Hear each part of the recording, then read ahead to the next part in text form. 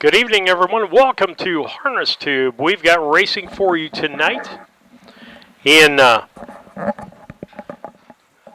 trying to get some things adjusted here, David. We seem to have a lot of volume available to us tonight. That's all right. But that's great news. But Harness Tube is on the air, and we're ready for harness racing in Cambridge, Illinois at the Henry County Fair tonight.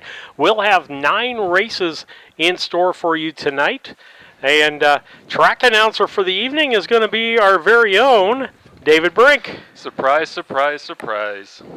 Kurt Becker is probably online. He's going to critique you. He'll give you all the information you need when you get done, right? I'm sure I'll get all the notes. But yeah, Kurt had some things come up last minute and then hit some. There was an accident on 57. He said hopefully everyone's okay.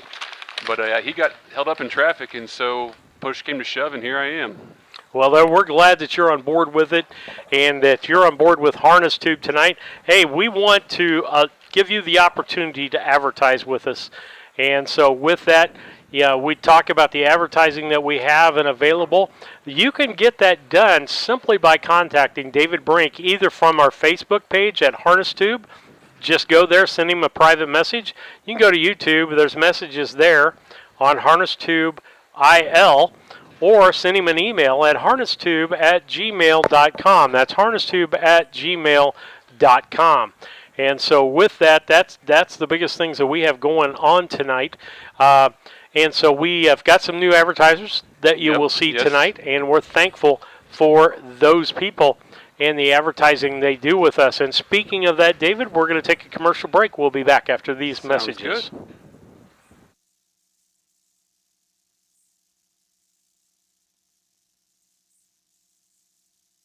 Has been a strong advocate and comprehensive source for harness racing in the Midwest and beyond for over 40 years. With owner-editor Tim Conkle leading the way, Midwest Harness Report brings you the latest news, information, schedules, and stats. Uncover remarkable stories about the people and horses at the core of harness racing. Midwest Harness Report reaches thousands of subscribers every month. For advertising and subscription inquiries, call 765-212-1320 or visit MidwestHarnessReport.com.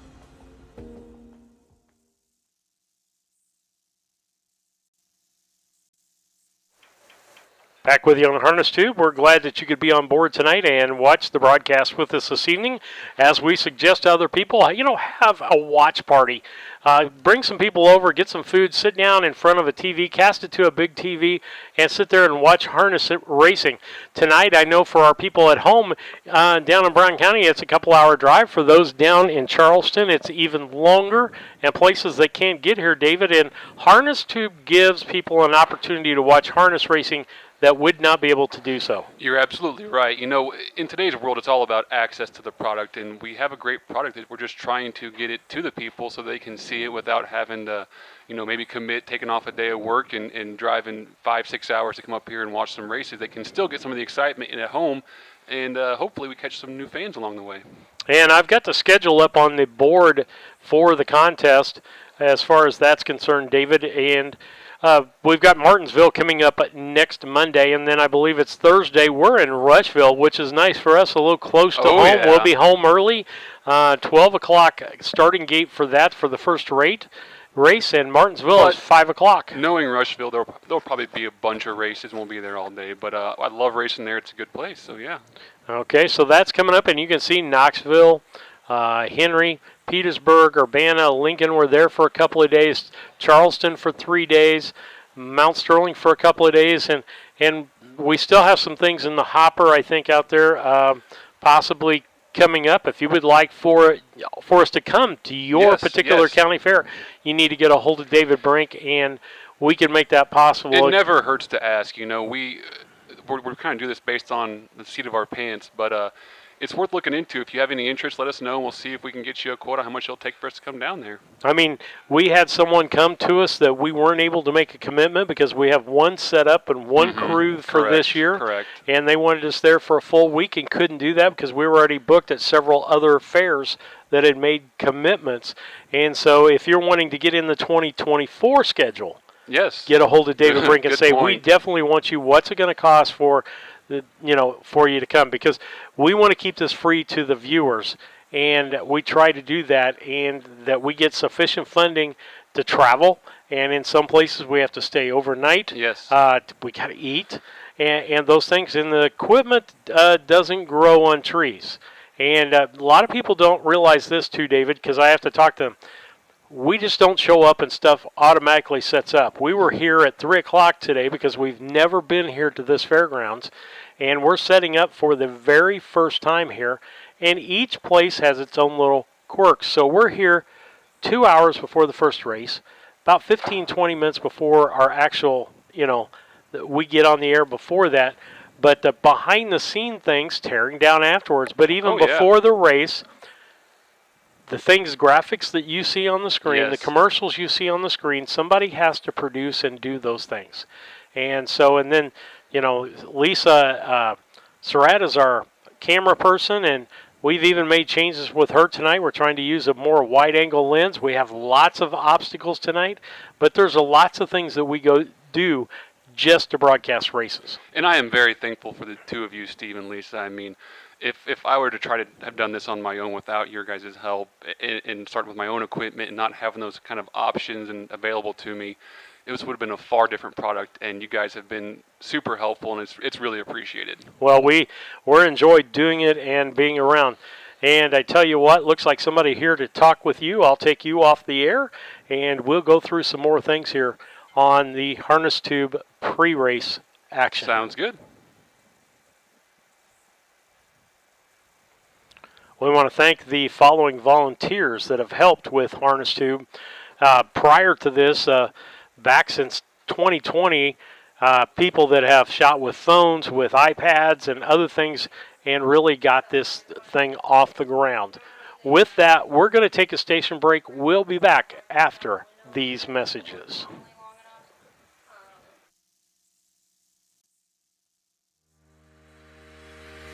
Own a little and love it a lot. TheStable.ca is an award-winning fractional ownership operation. Buy as little as 1% of a racehorse and experience 100% of the thrill. TheStable.ca makes ownership easy, accessible, and affordable. Communication and customer service are at the heart of everything we do. Get started at TheStable.ca.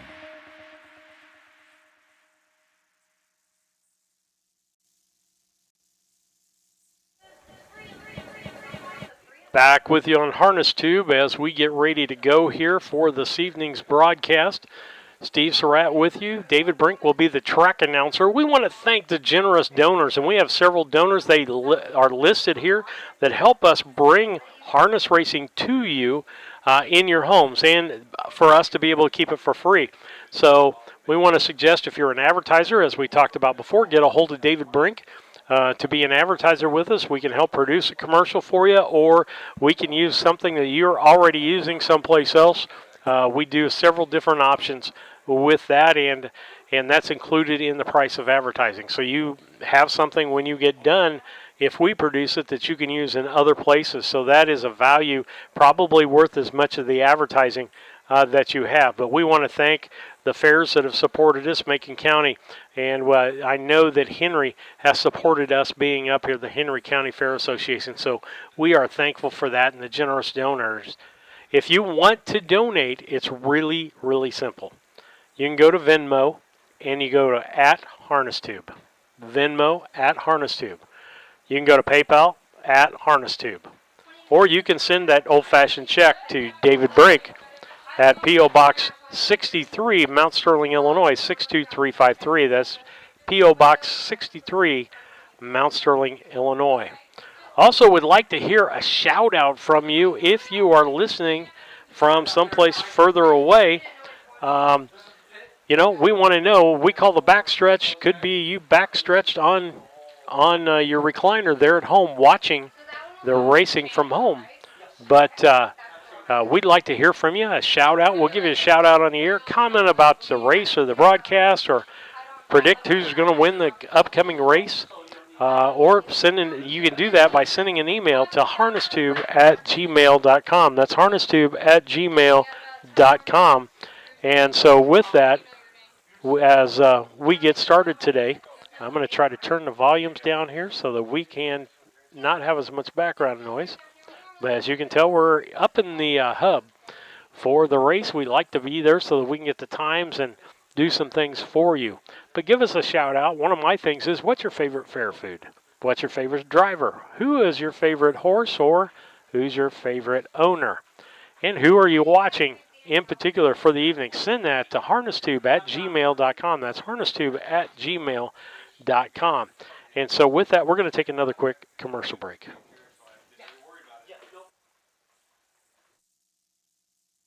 Indispensable. Maximum exposure, the best sales marketing tools. The easiest way to sell your horse for top dollar. The wave of the future. Since holding their first sale 20 years ago, OnGate.com has become harness racing's leading marketplace, with over 13,000 registered users buying and selling racehorses and bloodstock through daily online auctions. Browse listings for free and buy your next racehorse at OnGate.com. OnGate, we've changed the way the business works.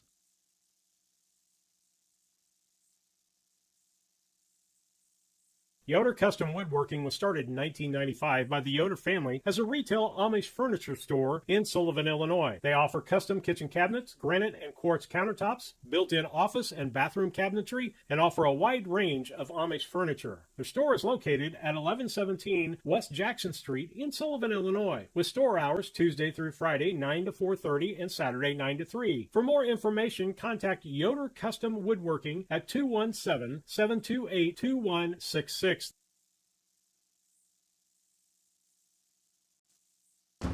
Midwest Harness Report has been a strong advocate and comprehensive source for harness racing in the Midwest and beyond for over 40 years.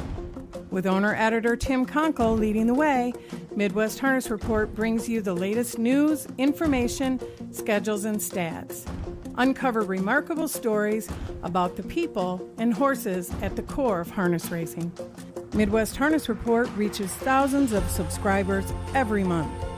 For advertising and subscription inquiries, call 765-212-1320 or visit MidwestHarnessReport.com.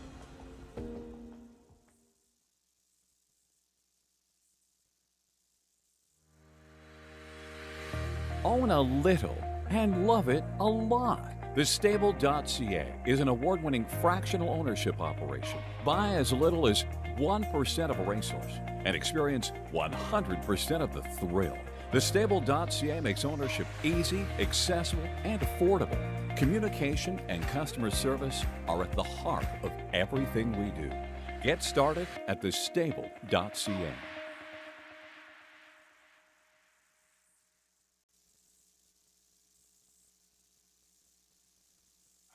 Back with you on Harness Tube as we get ready for action here. And it sounds like they're getting the microphone ready. We're going to leave that up because we're kind of doing a sound check all at the same time. David Brink, your track announcer. And so with that, we'll keep that volume up to get that going. As you can see, send an email to Backstretch. But, hey, we've got a first race coming up for you here just here shortly. We'll back up and, go over some things that we did earlier as they get ready to go here until we get ready for the first race. But we want to talk about advertising here on Harness Tube. You can do that by sending David Brink a message on Facebook at Harness Tube, Facebook at Harness Tube, and YouTube you can send it at Harness Tube IL. Then the other is send him an email, harnesstube@gmail.com. If you would like to be a part of the advertising, we've got about 13 to 15 county fair dates that we still have for this summer. And so if you'd like to be involved with that, we'd love to have you involved with that. So go about that. You can take a look at the schedule that I have on the screen. The next one's going to be Martin. Testing. 1, 2, 3. Hey, Fairgoers, we just got a quick announcement for you. We're going to be having those harness races starting here soon. So if you want to head on over to the grandstand, it is free admission today. And come out and support those harness racers, all right? All righty, we'll see you soon.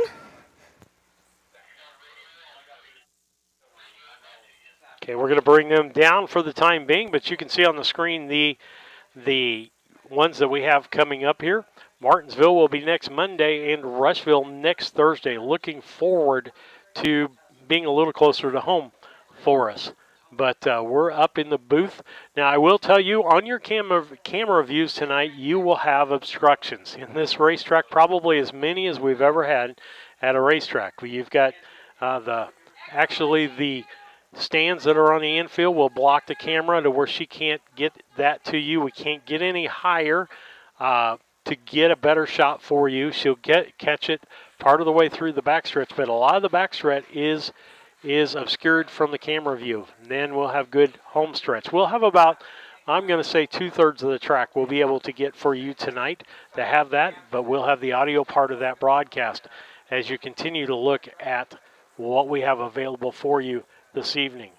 And so with that, we wait for the track announcer. We ask you to subscribe or follow us on Facebook or YouTube. It's really important that we get subscribers and followers. That really helps us with the amenities that we get from YouTube and some of the others. And so just want to let you know about that. Let's see. And I got a buzz that I didn't have before. We'll see what happened with that. But we're going to take a break here, and we're going to take a commercial break. We'll be back after these messages.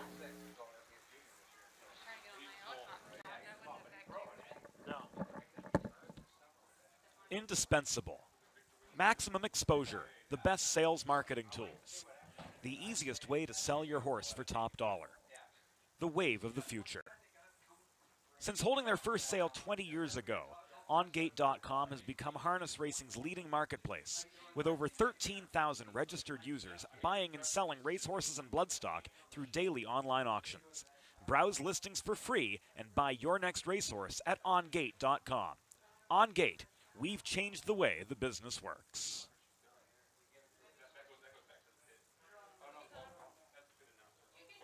Yoder Custom Woodworking was started in 1995 by the Yoder family as a retail Amish furniture store in Sullivan, Illinois. They offer custom kitchen cabinets, granite and quartz countertops, built-in office and bathroom cabinetry, and offer a wide range of Amish furniture. Their store is located at 1117 West Jackson Street in Sullivan, Illinois, with store hours Tuesday through Friday 9 to 4:30 and Saturday 9 to 3. For more information, contact Yoder Custom Woodworking at 217-728-2166.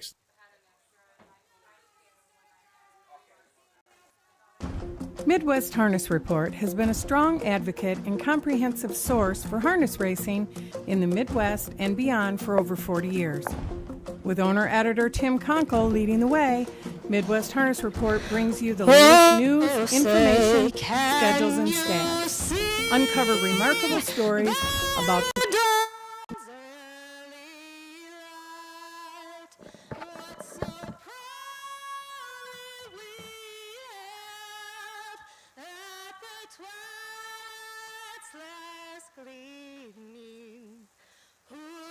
stripes and bright stars through the perilous fight. Oh, the ramparts we watched were so gallantly streaming. And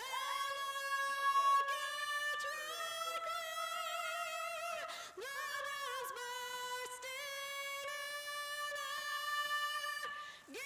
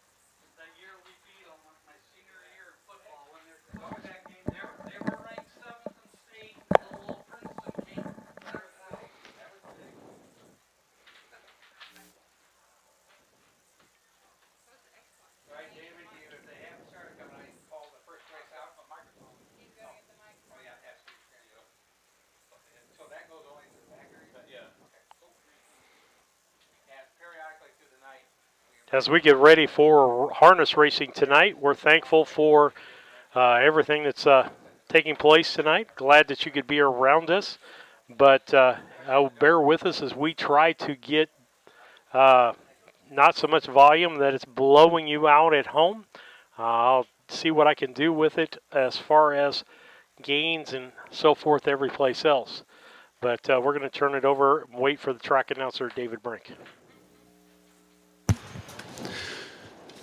Good afternoon. County Fair to tonight's harness races.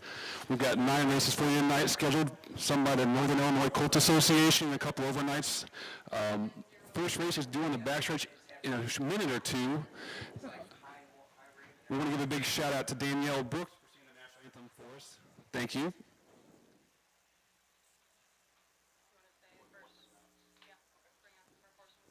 Horseman, bring out the first race.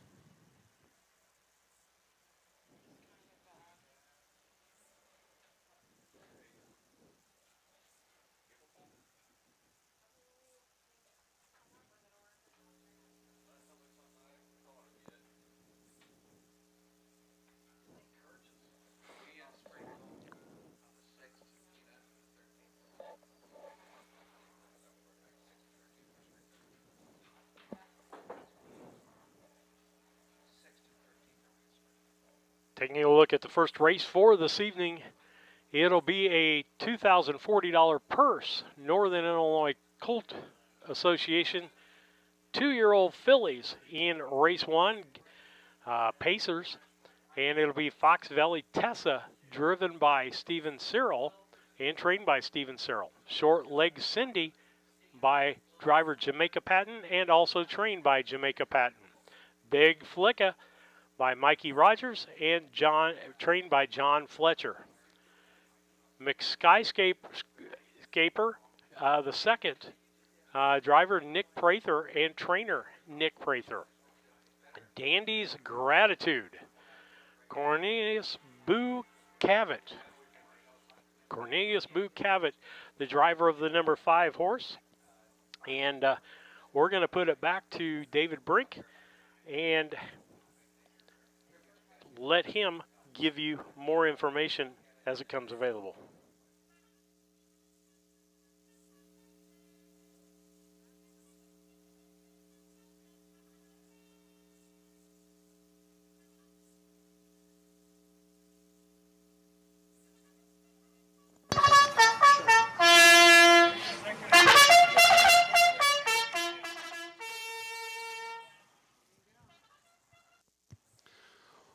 Horseman bring on the first race. The first race is Northern Illinois Colt Association 2-year-old filly pace first division for a purse of $2,040. The race sponsor is B&M Trucking. We've got 5 fillies coming to the gate.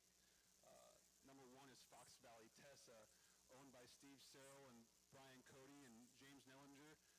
G. Barrett of California, trained by Steve Serrell, driven by Tony Farina. The driver change on the 1, Tony Farina. Number 2, Short Leg Cindy is owned by Roger Allhands of Monticello, Illinois, trained by Jamaica Patton and driven by Jamaica Patton. Number 3 is Big Flicka, owned by Stevana Turner of Argenta, Illinois, trained by John Fletcher, driven tonight by Mikey Rogers. Number 4 is McSkyscaper 2, owned by Deborah McCray of Atlanta, trained by Nick Prather, driven tonight by Juan Franco. It's a driver change on the 4 to Juan Franco. And the number 5, Danny's Gratitude, owned by Chase Porter of DeQuoin, trained by Cornelius Cavett, and driven tonight by John Smith. It's a driver change on the 5, John Smith.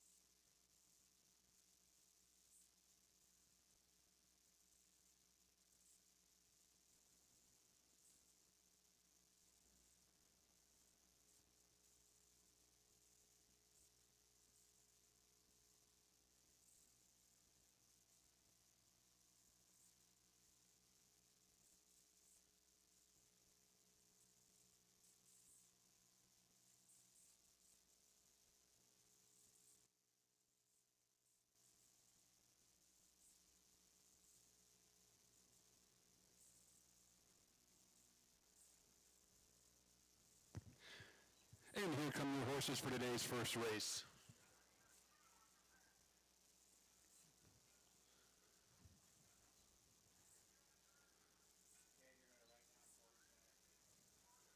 The number one again is Fox Valley Tessa, owned by Steve Searle, Brian Cody, and James Nellinger of Illinois. G. Barnett of California, trained by Steve Searle and driven tonight by Tony Farina. Number two is Short Leg Cindy, owned by Roger Allhands of Monticello, Illinois, trained by Jamaica Patton and driven by Jamaica Patton. Number three, Big Flicka, owned by Stevana Turner of Argenta, trained by John Fletcher, driven tonight by Mikey Rogers.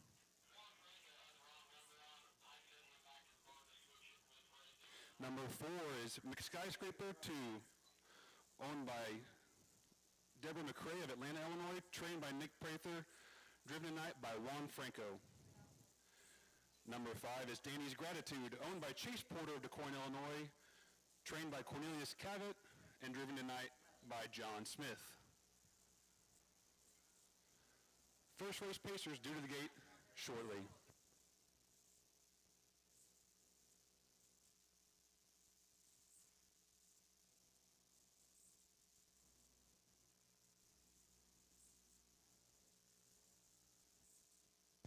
The four-horse Skyscraper 2 has been sent back to the barn for an equipment repair.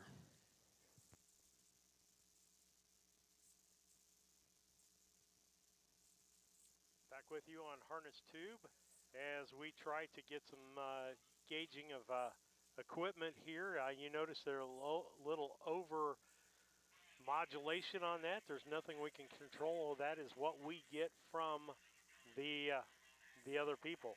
And so with that, we're just going to have to live with what we have, and we will go from there this evening, and we'll do the best that we can to interpret some things and spend some time on with that. So we've got some volumes turned down. Hopefully they'll take some of the edge off of that. Skyscraper 2 will race without a saddle pad. David Brink, the track announcer tonight, will be popping in every now and then. And again, that's where we're having the issue with the microphone as far as the volume's concerned. And we may have to go to a different kind of setup maybe before the night's out with David Brink, but we'll see what we can do with what we have. And so with that, we'll see what we've got here and go from there. As they get ready for the first race, 5 horses in this race. It'll be Fox Valley Tessa, Short Leg Cindy, Big Flicka, Skyscraper, the second, and Dandy's Gratitude.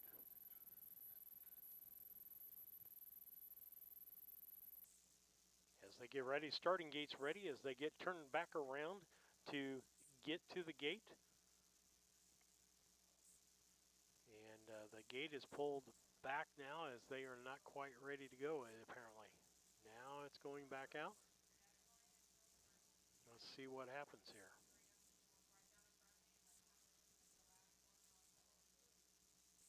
The horses, 5 of them. 2-year-old filly pacers make their way to the gate. From the inside out, Fox Valley Tessa and Tony Farina. The 2, Short Leg Cindy and Jamaica Patton. 3, Big Flicka and Mikey Rogers. The 4, Skyscraper 2, Juan Franco. And the 5, Dandy's Gratitude and John Smith. Horses are in the far turn.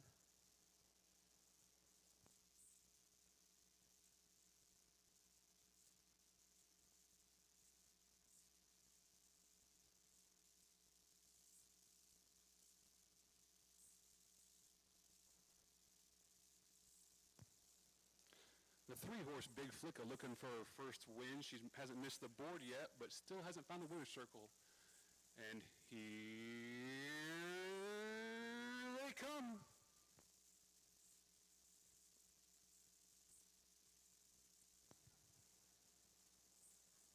And it is Big Flicka out first quickly for Mikey Rogers. Second away, we have Short Leg Cindy and Jamaica Patton. Third, Skyscraper, Juan Franco. Fourth, John Smith and Danny's Gratitude. And fifth of all is Fox Valley Tessa and Tony Farina. Back on top, we have Mikey Rogers and Big Flicka leading the way on the backstretch by a length and a half. Second is Jamaica Patton and Short Leg Cindy. Third place is Mixed Skyscraper. Back to here comes John Smith, checks, sits back down. And last of all is Fox Valley Tessa. Back on top, they move past the quarter pole. It's Big Flicka and Mikey Rogers. They hit that marker in 33 seconds flat. 33 seconds flat to the quarter. It's still all Big Flicka on top. No one's moved out of line to contest this filly yet. Sitting second, we still have Short Leg Cindy, Jamaica Patton. Third, Juan Franco and Mixed Skyscraper 2. Back to fourth, John Smith and Danny's Gratitude and Fox Valley Tessa can see them all. As they turn for the home for the first time, go back to the half, here comes John Smith and Dandy's Gratitude on the outside to challenge, to try to flush somebody to the outside. No one moves. We still have Big Flicka on top as she takes them past the half-mile marker and into the third turn. 107 flat to the half, 107 flat. We're still single file as we move in the third turn. The horses begin to swing out of that turn now and pick up some speed. It's still all Big Flicka on top, and Mikey Rogers. Mikey opens up. Jamaica Patton and Short Leg Cindy makes a bad step there. Things kind of get scattered behind. Still on top, we have Big Flicka opening up now by 5, 6, 7 lengths, it looks like, going past the three-quarter pole. Second, Short Leg Cindy, Jamaica Patton. Third, we have Danny's Gratitude. Moving up to fourth, 138 and 2 to the three-quarter, 138 and 2 to the three-quarter, and Big Flicka has opened up the throttle and the lengths on this field and now leads by 10, 15 it looks like. As they turn for home, Big Flicka still on top of the commanding lead. Looks like a big 15 lead margin here. Big Flicka all the way through the wire, strong, confident. Mikey Rogers steers this one to the win. Second place, we're going to have a battle for Danny's Gratitude. Third place goes to Fox Valley Tessa. Fourth, Mixed Skyscraper 2. And last of all, Short Leg Cindy.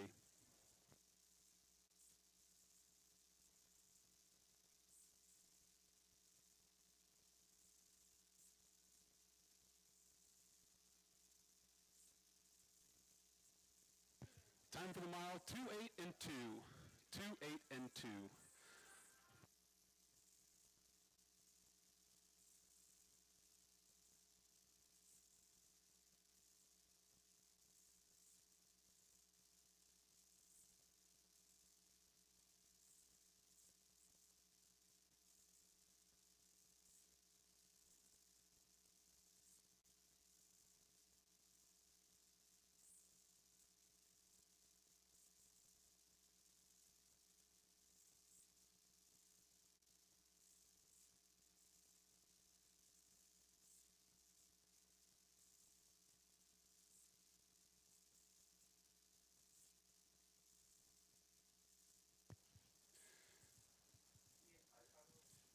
Big Flicka, 2-year-old filly by Hypnotic Blue Chip out of Frisky Flicker, out of Feelin' Frisky, is owned by Savannah Turner of Argenta.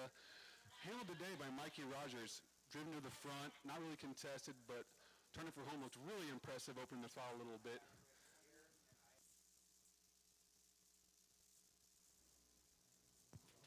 Looks like we have a courtesy vehicle coming over from the barn area with some happy winners. Meeting Big Flicka back in the winner's circle here at the Henry County Fair in Cambridge, Illinois.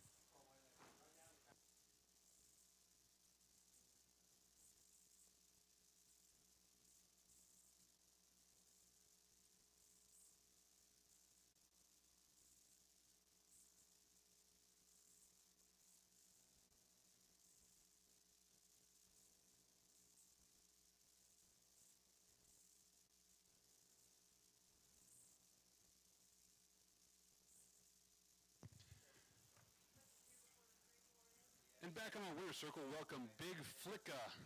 Big Flicka and Mikey Rogers hops off the seat, and trainer John Fletcher hops out of the courtesy vehicle, walks to meet his horse.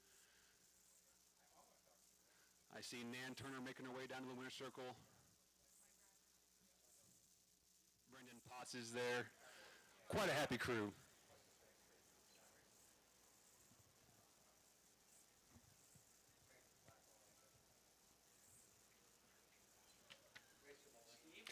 Big Flicka has been racing for looks like a month now or so, and like I said, never really missed the board, finishing second and third every start. Finally picks up that maiden victory tonight, dropping the maiden, picking up the win in Cambridge at the Henry County Fair.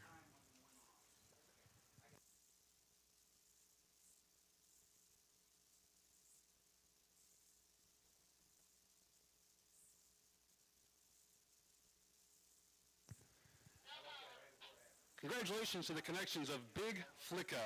Big Flicka, today's first race winner.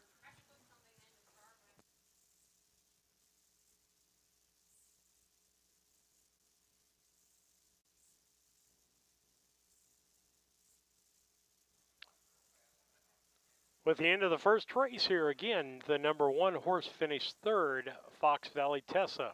The number 2 horse, Short Legs Cindy, finished fifth. Number 3, Big Flicka with the big win there. McSkyscraper 2 with the fourth place finish, finishing fourth. And Dandy's Gratitude at finishing second, the 5 horse. Split times were like this: the quarter in 33 flat, the half in 107 flat, the 3/4 in 138.2, and 208.2. Valley Tesha was third. Short Leg Cindy was fifth. Big Flicka with a winner. McSkyscraper 2 fourth. Dandy's Gratitude second. Their fractions are 33 to the quarter flat, 107 flat to the half, 138 and 2 to the 3/4, and 2.8 and 2 for the mile. Big 30-second last quarter for Big Flicka and Mikey Rogers.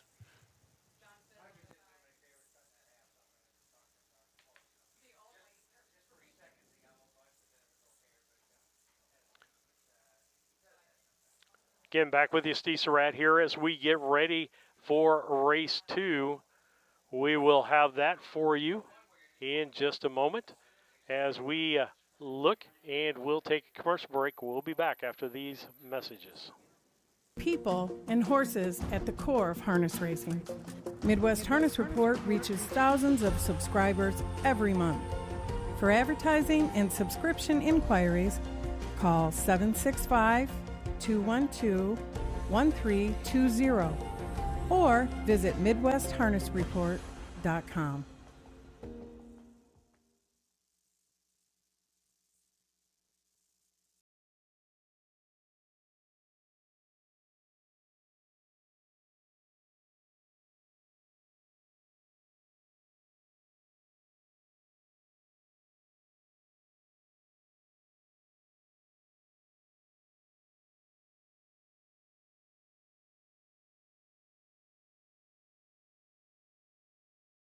Everything we do.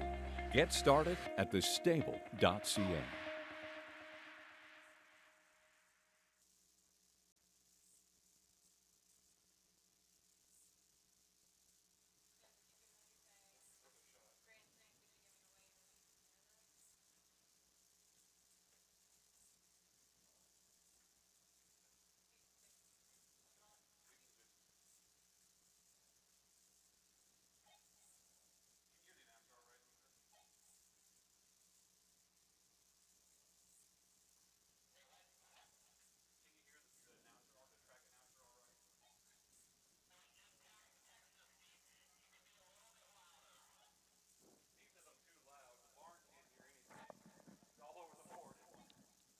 Well, you're going to have them turn it up for the crowd. I'm going to have to figure something else out.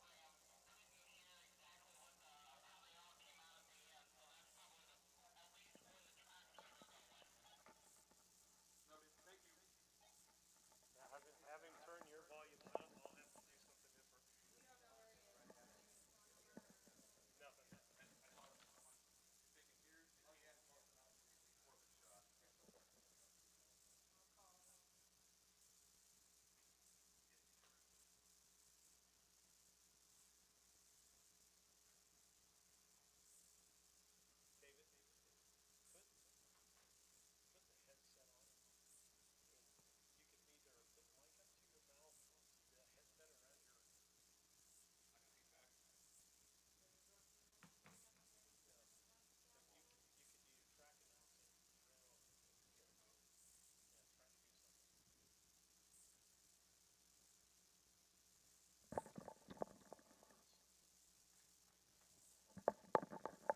Can everybody in the grandstand hear us okay? Give me a big wave over there.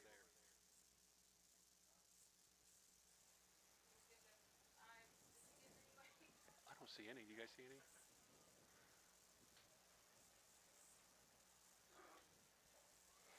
I can go to it. I know what you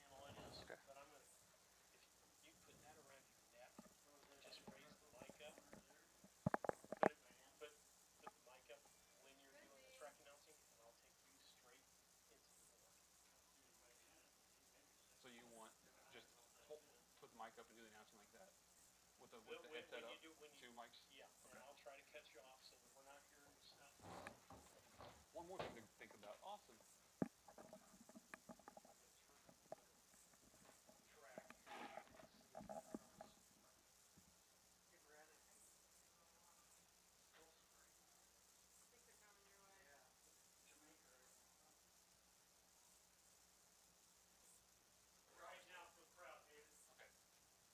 Cases are out for the second race.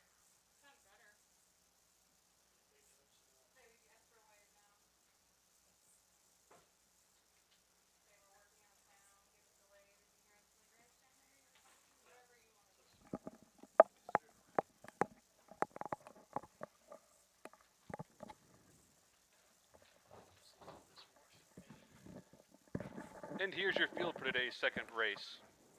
The second race is a Northern Illinois Colts Association Second Division 2-year-old filly pace for a purse of $2,040. Race sponsor Blade Trucking. Blade Trucking. The number 1, Fox Valley Beacon, is owned by Chase Porter of DuQuoin, Illinois. Trained by Cornelius Cavett. Driven tonight by John Smith. Driver change John Smith on the 1. Number 2, Some Star Sandy, owned by David and Adam Brooks of Cambridge, Illinois. Trained by David Brooks. Driven tonight by Juan Franco. The 3, Fox Valley Tatum, is owned by Steve Serrell, Brian Cody, Jim Nellinger, and G. Barnett of California. Trained by Steve Serrell. Driven tonight by Wyatt Avenatti. And the 4, RK's Tony, owned by Dennis Wright of Charleston, Illinois, and Mitch Titus of Charleston, Illinois. Trained by Roshan Trigg. Driven by J.D. Lewis. Pacers are due to the gate shortly.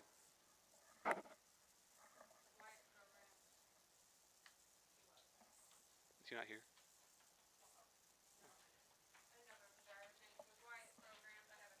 Yes, Wyatt's programmed.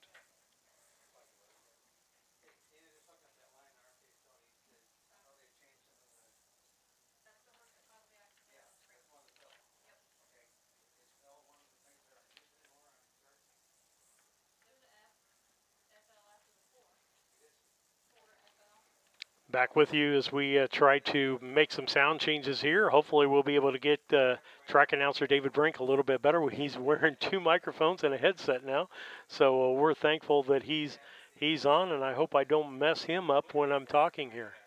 Huh? Well, I don't have you up now. Yeah, he's wearing several hats tonight. As we've said before, each track is a unique experience for us. We forgot to include sound on that. And so this evening, we're kind of doing our own thing here. And hopefully now it will come clear for you and the people across in the grandstands as we get ready to go here for the second race. Second race has 4 horses in it. It'll be Fox Valley Beacon. And Fox Valley Beacon will be driven by John Smith. I've got to get that changed on the sheet there for you in hopes that we can do that. Nope, didn't do that. Let me get that changed.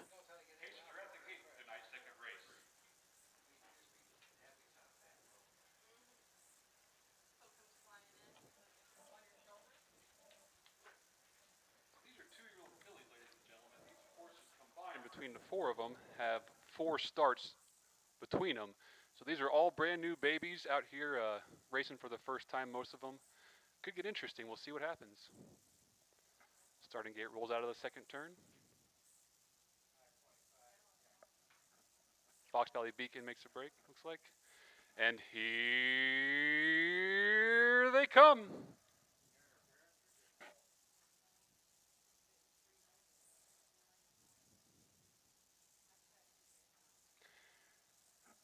And they're off and pacing. It's Some Star Sandy out for the early lead for Juan Franco.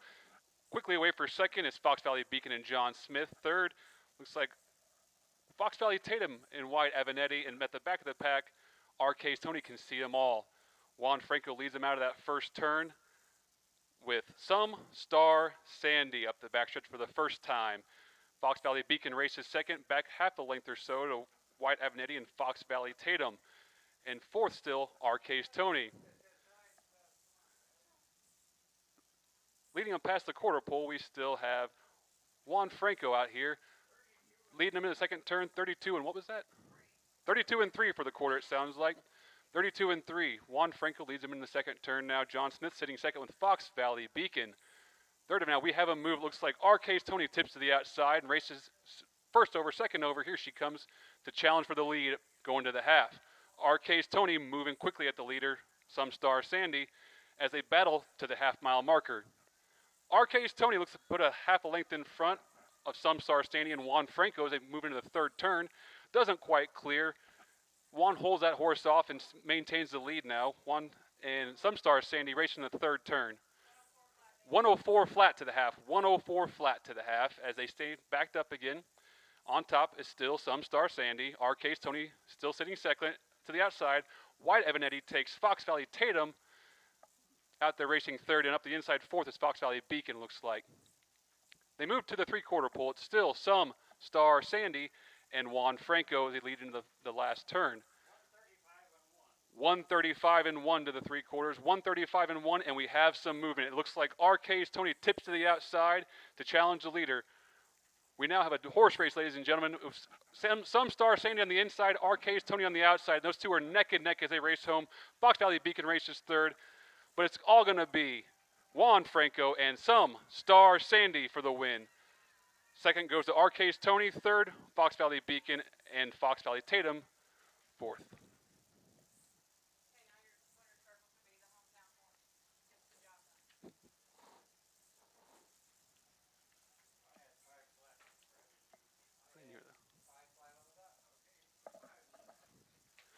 205 flat for the mile. 205 flat.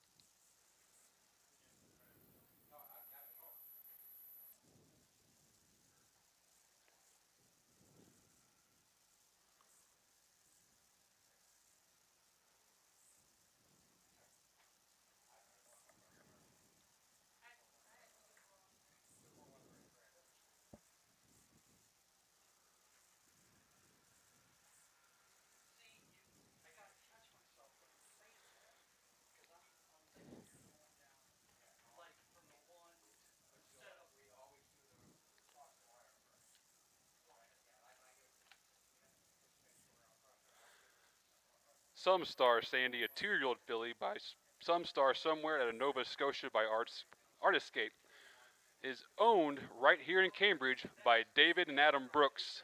We have a hometown connection out there. I see a lot of blue making their way to the winner's circle.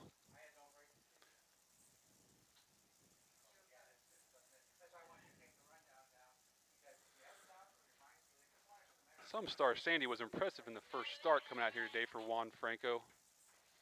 Juan, a native of Guatemala himself, came up to America a long time ago and has been working with horses ever since, various states across the country. He now makes his residence up in Chicago and drives primarily up there.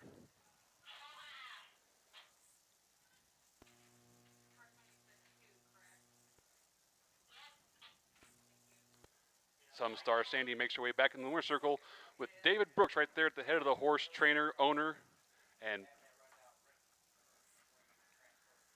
proud local.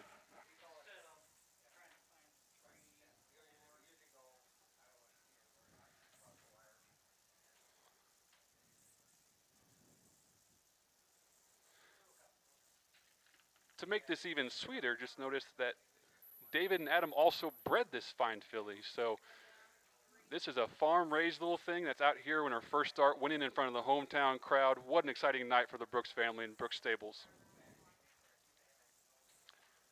Congratulations to the connections of Some Star Sandy.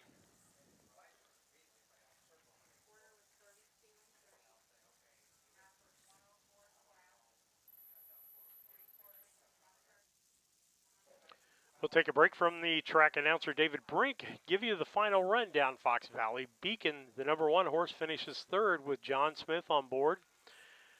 Some Star Sandy, the number 2 horse, finishes first. Fox Valley Tatum, the number 3 horse, finishes fourth. And RK's Tony, The number 4 horse finishes second.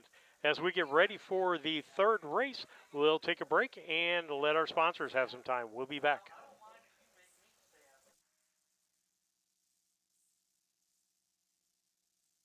Indispensable. Maximum exposure, the best sales marketing tools. The easiest way to sell your horse for top dollar. The wave of the future.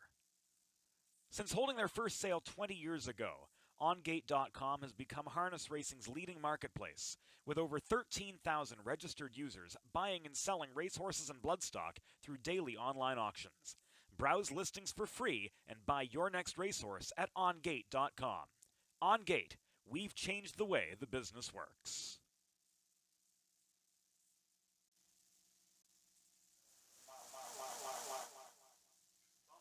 Back with you on Harness Tube as we've got harness racing from Cambridge, Illinois. The Henry County Fair to this evening, headed to the third race of the evening as we get ready to go here with the broadcast. We've had some technical difficulties as we work through the evening, and we're going to make it through that and continue. Want to let you know horse racing is on the schedule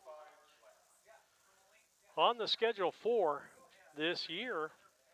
And Martinsville will be next up on June 26th, Rushville the 29th of next week, as we'll bring those to you. As we've got about 13 to 15 more races, but we can have more than that if your county fair would give David Brink a call and get on the schedule.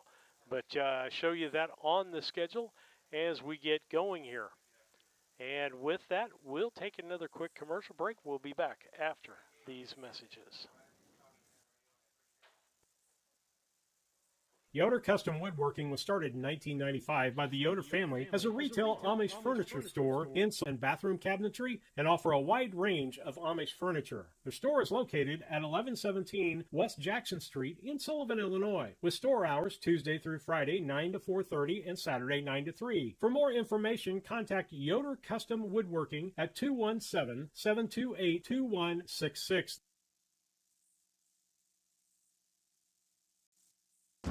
Midwest Harness Report has been a strong advocate and comprehensive source for harness racing in the Midwest and beyond for over 40 years. With owner-editor Tim Conkle leading the way, Midwest Harness Report brings you the latest news, information, schedules, and stats. Uncover remarkable stories about the people and horses at the core of harness racing. Midwest Harness Report reaches thousands of subscribers every month. For advertising and subscription inquiries, call 765-212-1320 or visit MidwestHarnessReport.com.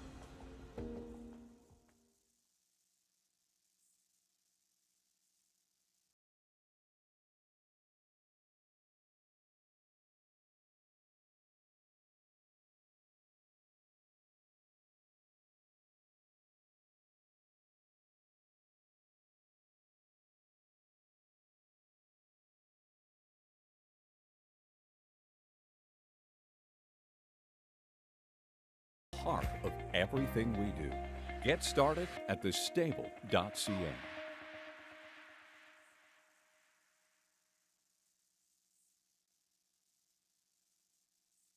Indispensable. Maximum exposure, the best sales marketing tools. The easiest way to sell your horse for top dollar. The wave of the future. Since holding their first sale 20 years ago, OnGate.com has become harness racing's leading marketplace, with over 13,000 registered users buying and selling racehorses and bloodstock through daily online auctions. Browse listings for free and buy your next racehorse at OnGate.com. OnGate, we've changed the way the business works.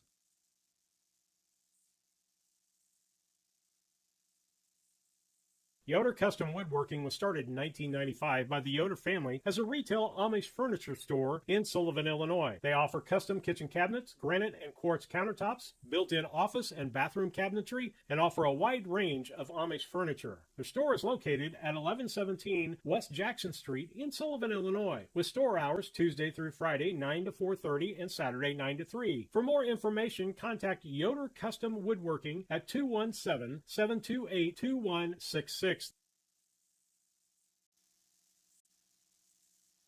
Back with you on Harness Tube. And we're glad to be back with you as we get ready for race 3. We'll have the stats up for that for you and the track announcer David Brink here in just a few moments. Again, we've ran into some technical difficulties here and hopefully got them worked out to where you can hear David Brink and the announcer. I will try to I'm kicking his microphone as needed for him. And so with that, we'll kind of wait for him to get some track announcements here. But it looks like Dandy's Lady Man is going to be driven by John Smith. Downtown Leroy Brown going to be driven by Jamaica Patton, Nick Prather, the trainer. I understand Wyatt Avenatti in the 3-horse, trained by Kevin Miller. Some Beach Rollin', J.D. Lewis, the driver.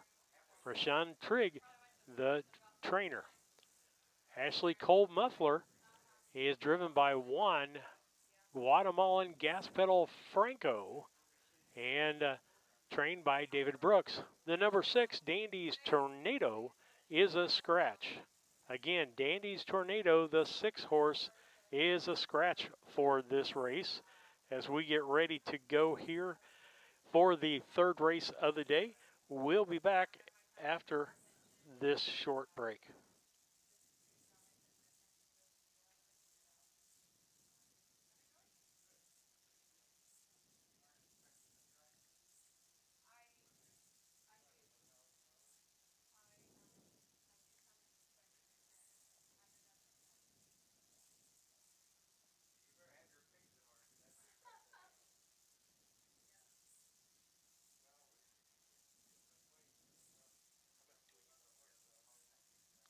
We're getting close over here.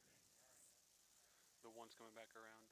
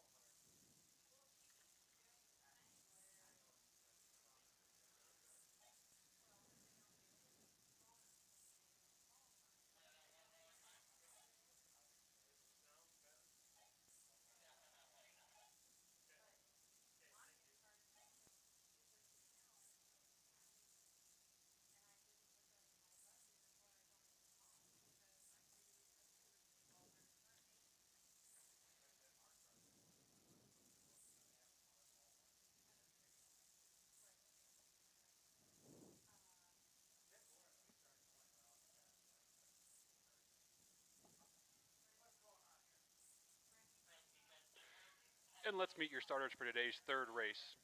A 2-year-old colt pace for the Northern Illinois Colt Association for racing for a purse of $3,552. Today's starters, number 1, Dandy's Ladies Man, is owned by Chase Porter of DeQuoin, Illinois, trained by Cornelius Cavett, driven tonight by John Smith. Driver change to John Smith. The 2, Downtown Leroy Brown, is owned by Jim and Terry Greer of Peoria, trained by Nick Prather, driven tonight by Jamaica Patton. Number 3, I Understand, is owned and trained by Kevin Miller of Arthur, Illinois, driven tonight by Wyatt Avenatti. The 4, Some Beach Rollin', is owned by Eric and Rosalind Janes of McGee, Mississippi, trained by Roshan Trigg, driven by J.D. Lewis. The 5, Ashley Cold Muffler, is owned by Ham Family Trust of Callio, Missouri, trained by David Brooks, driven by Juan Franco. And the 6, Danny's Tornado, is a scratch. The 6, Danny's Tornado, is a scratch.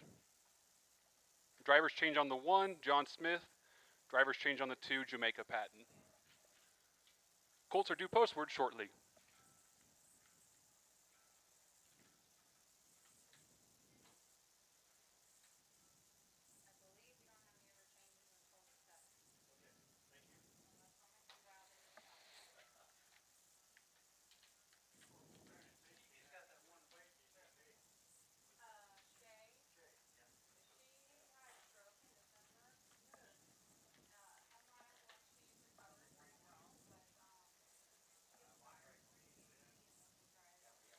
The 5-horse Ashley's Cold Muffler, again trained by local Dave Brooks, driven by Juan Franco, making its first lifetime start.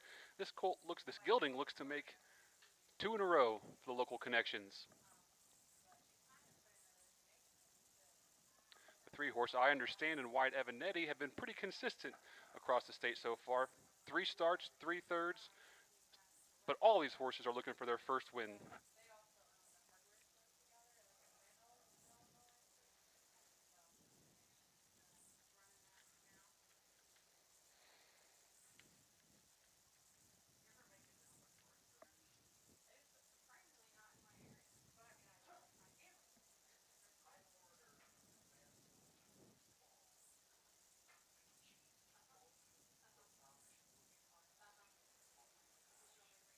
Thank you to all of our sponsors out there helping us out with the broadcast here on on Harness Tube. We're glad that you're out there watching and taking in this. Again, you'll find some unique things.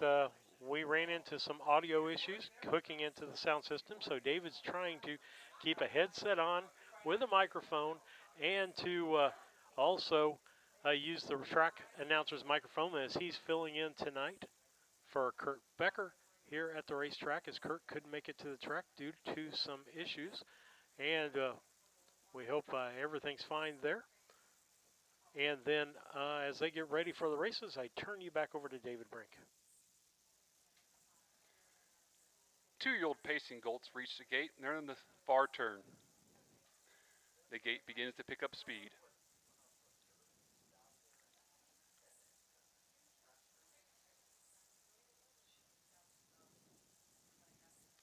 From the inside out, it's Dandy's Ladies Man and John Smith. Downtown Leroy Brown and Jamaica Patton. I Understand and Wyatt Avenatti. Some Beach Roland, J.D. Lewis, and Ashley Cold Muffler and Juan Franco. The 6th Danny's Tornado is a scratch.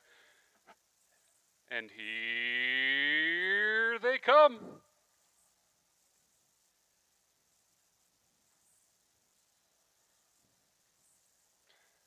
They're off in pacing. It's a quick start for Downtown Leroy Brown and Jamaica Patton as they move their way into the first turn. He's too wide, and John Smith and Danny's Ladies Man parks him into the first turn. Jamaica Patton clears with Downtown Leroy Brown. Sitting second is Danny's Ladies Man. Third, back to I Understand. Fourth, racing is Sun Beach Rollin', and our trailer is Ashley Cold Muffler. As they move up the backstretch towards the quarter pole, it's Jamaica Patton and Downtown Leroy Brown, still cutting the fractions out here, moving closer and closer to that quarter pole. Downtown Leroy Brown takes him to the quarter and into the second turn. 31 and 3 to the quarter, 31 and 3. Downtown Leroy Brown with commanding front end pace set, kind of sets these guys in behind him, and Jamaica has control of the field now as Wyatt tips to the outside with I Understand to challenge for the lead. It's all on the inside. Downtown Leroy Brown.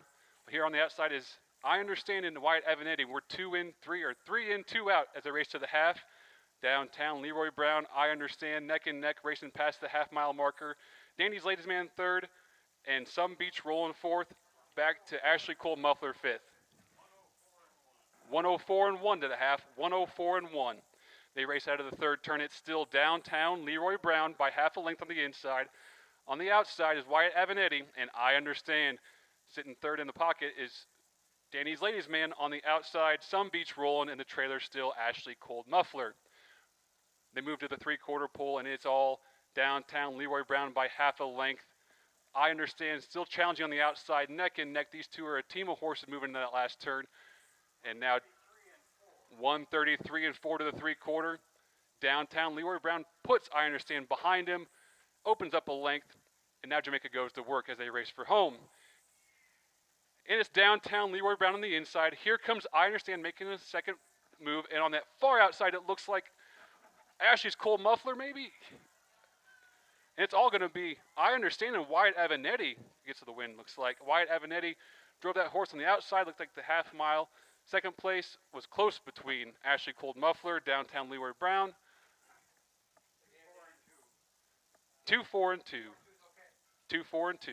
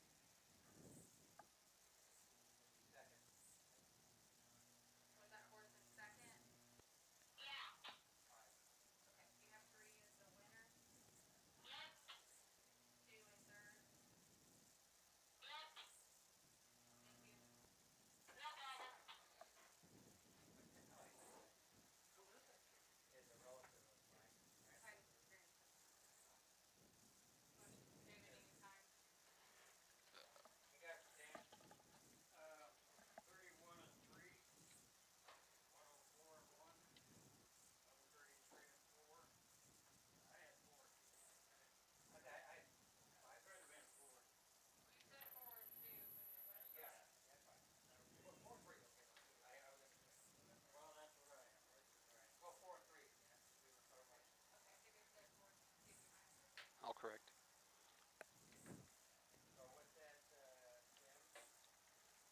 Making their way back to the winner's circle is I Understand and Wyatt Avenatti for owner, trainer Kevin Miller from Arthur, Illinois.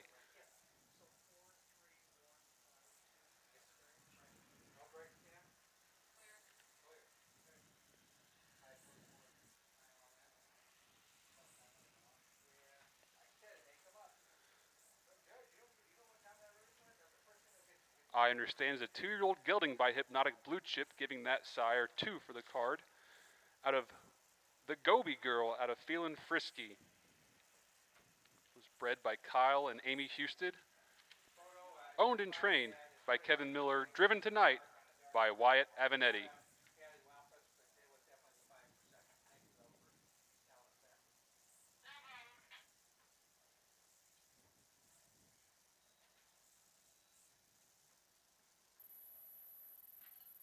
Wyatt's going to give us a drive-through winner's circle. No. I see somebody walking in. I think so.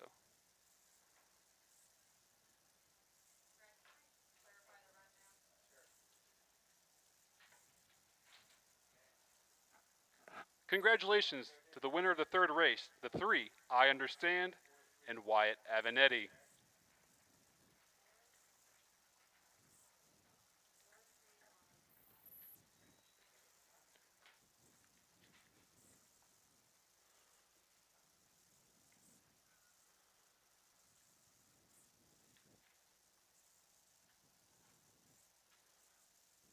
Are we official?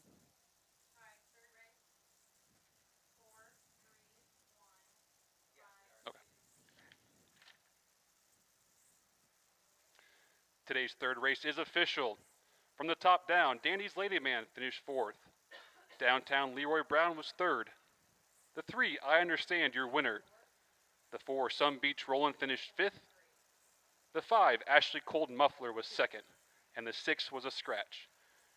The quarter time was 31 and 3. The half in 104 and 1. The 3/4 in 133 and 4. Time for the mile 204, 3/5 of a second. Time for the mile 204 and 3/5 of a second.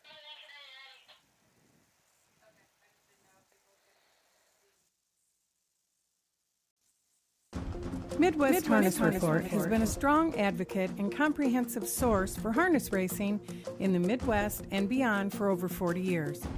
With owner-editor Tim Conkle leading the way, Midwest Harness Report brings you the latest news, information, schedules, and stats. Uncover remarkable stories about the people and horses at the core of harness racing. Midwest Harness Report reaches thousands of subscribers every month. For advertising and subscription inquiries, call 765-212-1320 or visit MidwestHarnessReport.com.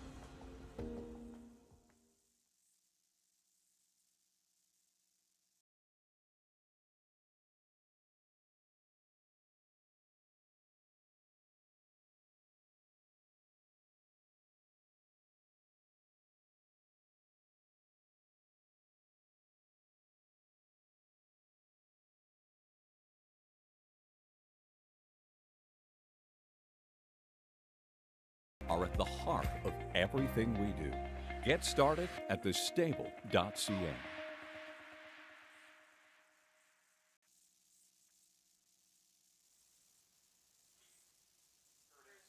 Back with you on Harness Tube as we're in Cambridge, Illinois tonight, getting ready for race 4 here on the docket tonight. And we're thankful that you're here with us. Want to remind you to not to forget to like, subscribe, and follow. That's YouTube at HarnessTube IL. HarnessTube IL, just like Illinois, IL. Or Facebook at HarnessTube. Like us, subscribe to us, or follow us. We need the subscriptions and we need the follows. That opens doors for us with Facebook and with YouTube. And so we're glad that you're here tonight. And a part of this, we need to say thank you. Video did not just start tonight. It's been going on since 2020, back with COVID. And lots of volunteers, as you see those listed on your board there, have helped with the broadcast and help video prior to this happening. And we would like to do a lot more of this as we get ready to go. We're getting ready for race 4 coming up in this next contest. We'll give you a rundown here real quick of what race 4 looks like. It's Punxsutawney by J.D. Lewis. Her trainer is Rashawn Trigg. Mississippi Model, run by Jerome Jr. Patton, Jerome Daniels, and he also trains. Hocus Pocus Focus, that's a horse that we've seen that's done really well here this year. And Jamaica J.P. Patton, the driver and trainer. Danish Lullaby. Steve Renard is the trainer and driver of that horse. Honolulu is driven by Steven Cyril and trained by him. Los Amazon is driven by Wyatt Avenatti, and it's trained by Steven Cyril. And so those are your horses for race number 4 of 9 here tonight in Cambridge at the Henry County Fair. Steve Surratt here. David Brink usually giving some commentary in between, but he's pulling duty tonight as track announcer here at the Henry County Fair. Warm day, but a nice breeze here. And if you're starting just to look and you're wondering, we've got the highest view that we can get to get the most track for you. There's a lot of things that go into putting this broadcast out there for each and every one of you to make it possible. And so we're glad that you do. And with that, we'd love to hear from you. We'd love for you to go to harnesstube@gmail.com, harnesstube@gmail.com. And we would like for you to send David Brink an email. I don't know if we'll get to it tonight, but he's looking at them in between. We'd like to know where you're watching from. Hey, what state? We're trying to get all 50 states here. We've got several: Colorado, Florida, Mississippi, Kansas, Canada, and Brazil have checked in. Not states, but countries. And so we're really thankful for all of those checking in. Check in with us at harnesstube@gmail.com and to let David Brink know where you're watching or listening from. And maybe for me, just send me what your favorite fair food is. If you're at the fair, what What's the food that you go to look for? Maybe it's a special. Tell me what fair it's at. Maybe it's only available at that fair. I know with NASCAR drivers, there is different foods at different tracks that people go for. Is that the same way in harness racing? Let us know. harnesstube@gmail.com. I was just going to say, the presiding judge tonight, Brad Dye, was telling me that this place has a pretty good pork chop that he used to get for Kurt Becker. So I might be looking over in the grandstand pretty soon and trying to find a pork chop after we get done over here. Hey, a pork chop. That sounds great. We might have some time tonight as we started at 5 and we've got 9 races tonight. And if I'm remembering, David, Hocus Pocus Focus has done pretty well this summer. Hocus Pocus Focus has been very consistent for Jamaica all year. I think got a couple starts, 3 starts in, and 2 wins in a second. For that homebred, you can't beat that. That's a nice start for the young trotter. Who are the other horses you're looking at here that you're looking for? I'll tell you what. Since I got to follow the 5, Honolulu with Steve Serrell, just because the name is so great. That's out of Lou's legacy. That name is long overdue. Team Serrell knocking it out of the park with that one. I've been following that one since Steve was breaking it last fall, putting it on Facebook. Lou's legacy out of a Smarter Than Smart, out of Muscles Yankee mare. I just hope that thing's going to have a nice showing start for this Team Serial tonight. But it could be anyone's race. Hocus Pocus and Focus, did make a break last start, so it only costed 1 spot, but anything's possible. We've got 2-year-old filly trotters going on here. The purse is $3,525, which is double some of the purses that we have seen. You're seeing some high purses tonight, combining the fields and divisions, and I think the 3-year-olds are Colts and fillies combined, so there's some 6,000 plus purses tonight. And that makes it for some interesting racing. I want to thank Lisa Surratt doing the camera work for you. Again, she's got lots of obstacles out there, trying to do the best job she can for you this evening. As you can see, she's moved down actually a little bit because she had an obstruction there that I saw early on, David, but she does a great job over there. She's the workhorse of this team. I'm going to cut David's mic as he's taking care of track stuff now. We're glad that he could pop in and talk with us about what's going on within the horse racing community. And again, you can find us on Facebook. I'll just put that at the bottom of the screen, facebook.com/HornistTube, facebook.com, and here's David Brinkback.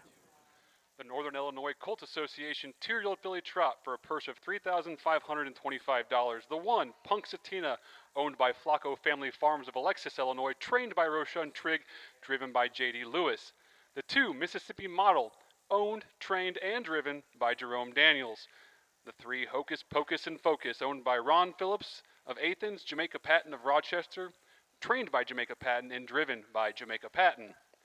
The 4, Danish Lullaby, is owned, trained, and driven by Doc Steve Renard of Hamilton, Illinois.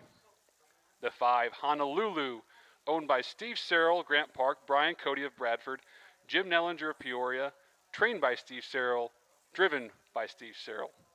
And the 6, Lou's Amazon, is owned by the Flacco Family Farms, LLC of Alexis, Illinois, trained by Steve Serrell and driven tonight by Wyatt Avanetti. 2-year-old filly trotters make their way to the post shortly.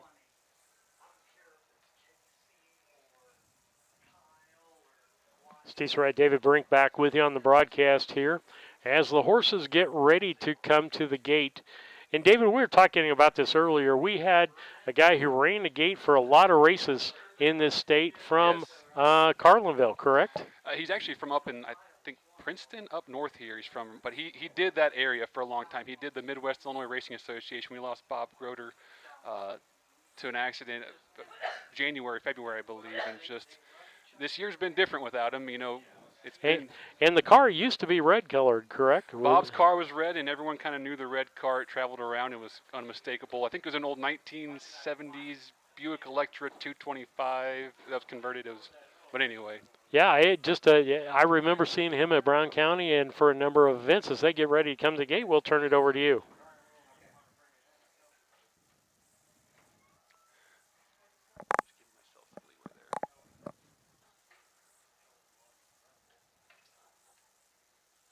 Filly trotters have reached the gate for the 4th race. The race sponsor, Todd Pudick Shoeing.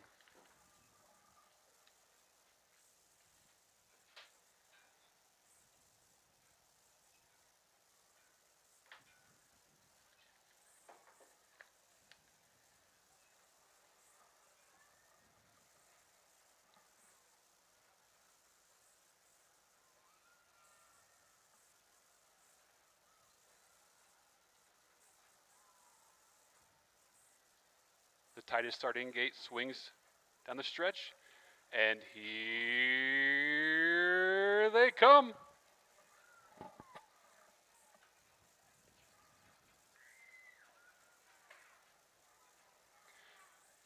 And they're off and trotting just as expected. It's Hocus Pocus and Focus quickly away for the lead for Jamaica Patton.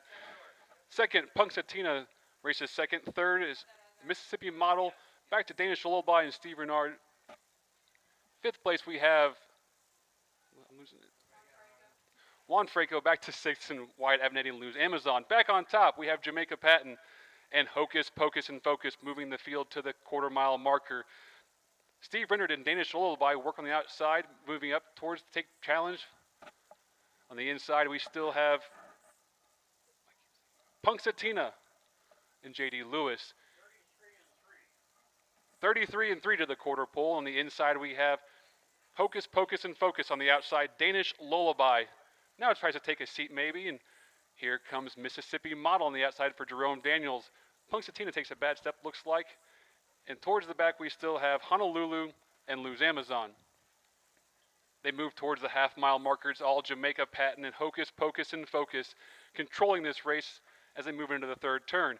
Moving up for second is Mississippi Model and Jerome Daniels. Danish Lullaby races third, and here comes fourth is Lose Amazon. 107 and 1 was the half. 107 and 1. Those trotters swing out of the third turn, and it's still all Hocus Pocus and Focus, and Jamaica Patton comfortably on top by a couple lengths. Jerome Daniels chases in second with Mississippi Model. Danish Lullaby trots along third for Dr. Renard. Fourth back to Lose Amazon. Fifth, Honolulu. And sixth was Punxsutawney. 139 to the three-quarter, 139, and it's all Hocus Pocus and Focus for trainer, driver, and owner, Jamaica Patton. This trotter opens up about 10 lengths on the field as they turn for home, has a comfortable advantage, and Jamaica's all in hand as he just sits up and navigates this trotter to the wire. It's all going to be Hocus Pocus and Focus to take today's fourth race. Second place is going to go to Mississippi Model. Third place looks like Danish Lullaby. Fourth, Lose Amazon. Fifth, Honolulu.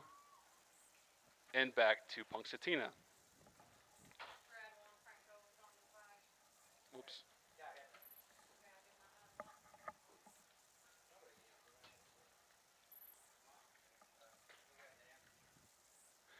And for those of you keen-eyed fans, you'll notice that was Juan Franco driving Honolulu the 5. That was not Steve Searle, but Juan Franco.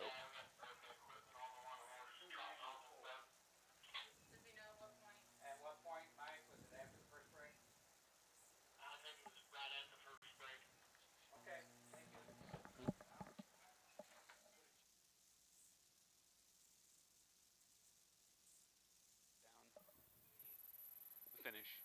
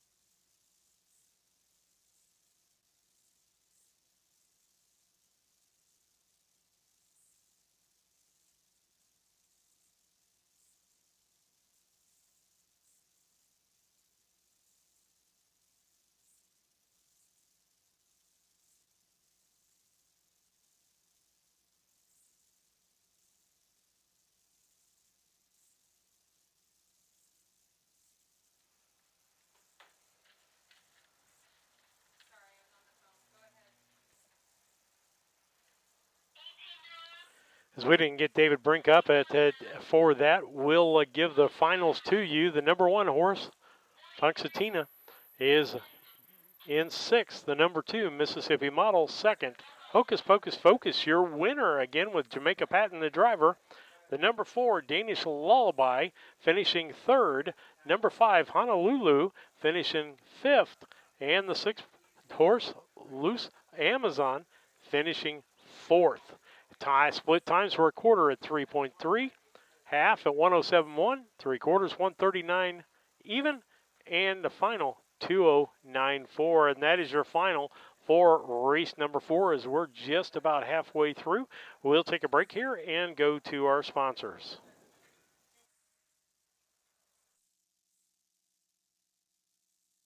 Indispensable. Maximum exposure, the best sales marketing tools.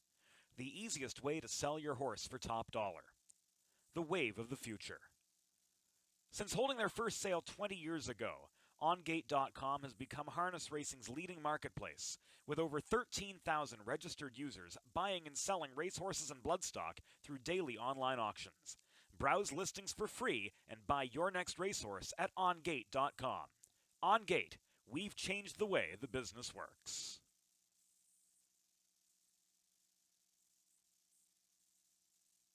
Yoder Custom Woodworking was started in 1995 by the Yoder family as a retail Amish furniture store in Sullivan, Illinois. They offer custom kitchen cabinets, granite and quartz countertops, built-in office and bathroom cabinetry, and offer a wide range of Amish furniture. Their store is located at 1117 West Jackson Street in Sullivan, Illinois, with store hours Tuesday through Friday 9 to 4:30 and Saturday 9 to 3. For more information, contact Yoder Custom Woodworking at 217-728-2166.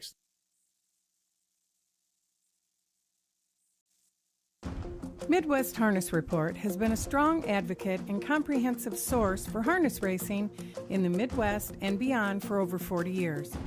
With owner-editor Tim Conkle leading the way, Midwest Harness Report brings you the latest news, information, schedules, and stats. Uncover remarkable stories about the people and horses at the core of harness racing. Midwest Harness Report reaches thousands of subscribers every month.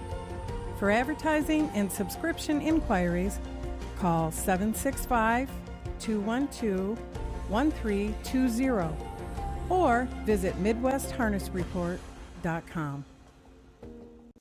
Back with you on Harness Tube. As we get ready for the 5th race, we want to thank you. The generous donors have kept this free for you. The people on the screen have brought this to you for free. And David, donors have been coming in. They can do Venmo, they can do PayPal, and that's at Harness Tube, correct? Yes, it is. And I tell you what, I can't thank the donors enough. The donors have just absolutely stepped up with this project and reached out and wanted to help, get this going. The names are here on the screen, and everyone's just been so generous and helpful. And I didn't expect that, but I'm very thankful for everyone. And that's what keeps it free. Between the advertising and the donors, we can go and provide this to you for free. And I know for the people down in Central Illinois that couldn't travel up here today to watch, that are avid harness racing fans, that they enjoy the commentary, they enjoy the graphics that are going on, that we're able to provide for you.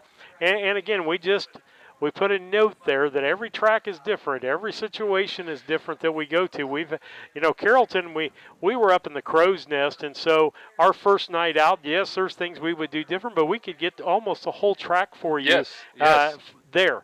And so we've worked out some of the kinks. And Decatur, the first day at Decatur, 90% of the track that we had. The second day we had a few more blockages for the second day. And then Carlinville was a different setup yet. We had a little blockage, but more at Carrollton and Carlinville, lack of lights. Yeah, that's what we face with these county fairs is they push these cards closer to the evening to kind of get the horsemen on the main stage, if you will. But what happens is it's a huge investment to put in the lights on one of these tracks. And as that sun goes down, if there's any kind of cloud cover, it becomes really dark out there for the officials, the drivers, the horses, everybody. And we just try to stay safe for everybody.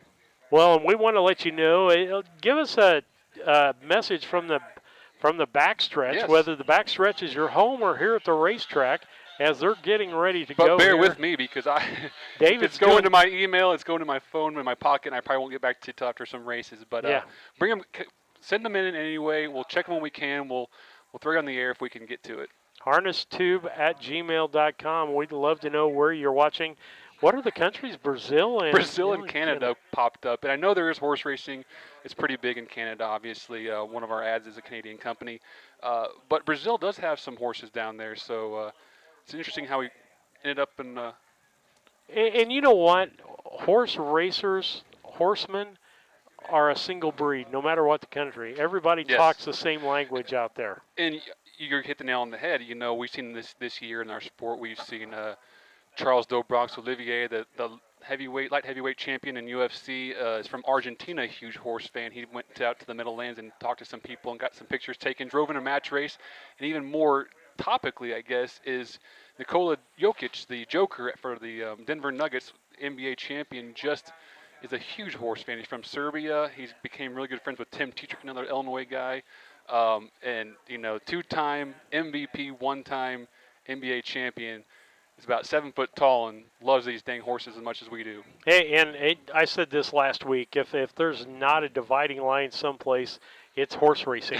As far as age, race. We welcome anybody. Class, we love it. Yes. Horse racers are horse racers, and so bring your horse and let's race. I'm going to let you get back to your track announcing duties. We'll take a look at race 5 here in ours, and any horses before I let you go that you're looking at in this race.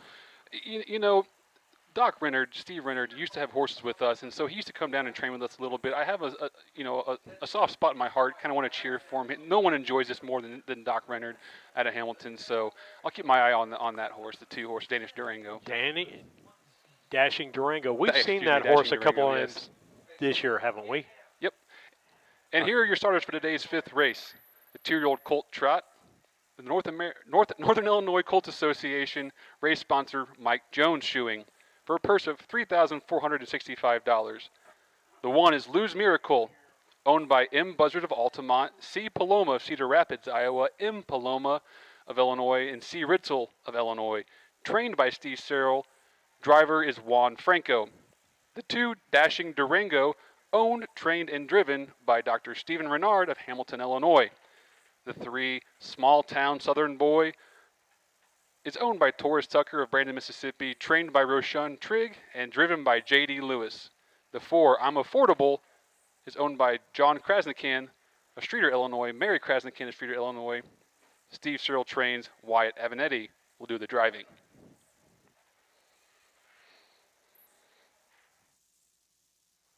Back with you as he gave that one Franco in the 1. That was one that we missed there, but we'll get it up on the screen for you as we go here. The good thing is we can do that, as Steve Searle can't drive 3 horses in this race, can he?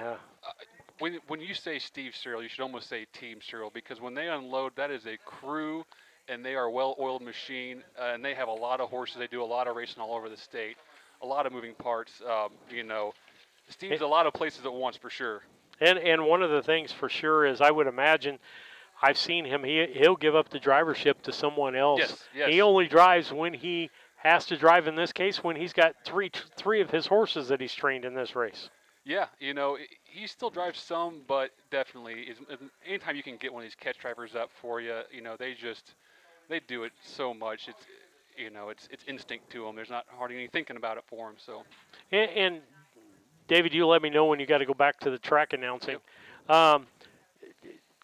Horse racing in Illinois is huge. It's a big business in Illinois. Yes. I can't remember how many thousands of people and there are millions of people dollars. moving to Illinois. Jamaica Patton being Yes. one of them. He's originally from Mississippi. A lot of guys He's come up got from the one of the biggest horse barns. 40 plus horses. He's one of the largest public stables in the state. Okay, we'll let you get back to the announcing. Trotters go in behind the gate for today's 5th race, 2-year-old Colt Trot for the Northern Illinois Colt Association. Starting gates in the far turn. From the inside out, it's Lou's Miracle and Juan Franco, Dashing Durango and Steve Renard, Small Town Southern Boy and J.D. Lewis, and I'm Affordable and Wyatt Avenetti. Trotters swing for home.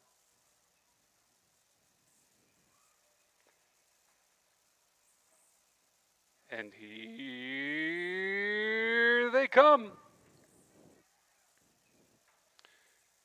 It's a good clean start for the 2-year-old Trotters. Juan Franco leaves early with Lou's Miracle to grab the front end. Second, getting away now is Doc Renard and Dashing Durango. Third, Wyatt Avenetti and I'm Affordable. At the back is Small Town Southern Boy. And it looks like it's all going to be Lou's Miracle leading him out of the first turn up the backstretch. Sitting second is still Doc Renard and Dashing Durango. Third, I'm Affordable. And a couple lengths back to Small Town Southern Boy. They move towards that quarter pole, and it's all still Lou's Miracle. This Lou's Legacy colt is owned by M. Buzzard and C. Paloma, M. Paloma, and C. Ritzel. And now moves in the second turn for Juan Franco. That quarter was in 35 and 3, and I missed a move. It looks like we have something happened, and Dashing Durango takes the lead, it looks like, now for Doc Renard out of the second turn. Dashing Durango will lead that field into the home stretch for the first time to the half-mile marker. And on the outside, it looks like Lou's Miracle made a break or something. So we have Dashing Durango leading this field to the half for Doc Renard by about 10, 15 lengths. Dashing Durango will lead him in the third turn. Second is I'm Affordable and Wyatt Avenetti. Third is Small Town Southern Boy, and fourth is Lou's Miracle. 108 and 1 to the half, 108 and 1. This field moves out of the third turn, and it's Doc Renard and Dashing Durango moving up the backstretch now, about 20 lengths back to I'm Affordable, Wyatt Avenetti. Racing third now on the outside again comes Lou's Miracle and Juan Franco, and that moves Small Town Southern Boy to fourth. And all past the quarter pole, it's Dashing Durango and Dr. Stephen Renard of Hamilton, Illinois. 140 and 1. 140 and 1 to the three quarters. The field moves in the last turn, and Doc Renard has this field pretty well in hand so far by about 20 lengths, it looks like. I can't even see the second horse now. It's all going to be Dashing Durango, barring something catastrophic happening. Doc Renard driving a little bit here, keeping this horse alive. It's all going to be Dashing Durango. And look at that smile. There it is. Steve Renard for the win. Dashing Durango. It's going to be a race for second. We on the outside. Small Town Southern Boy. We'll get up over I'm Affordable, who was third. Back to Lou's Miracle, finished fourth.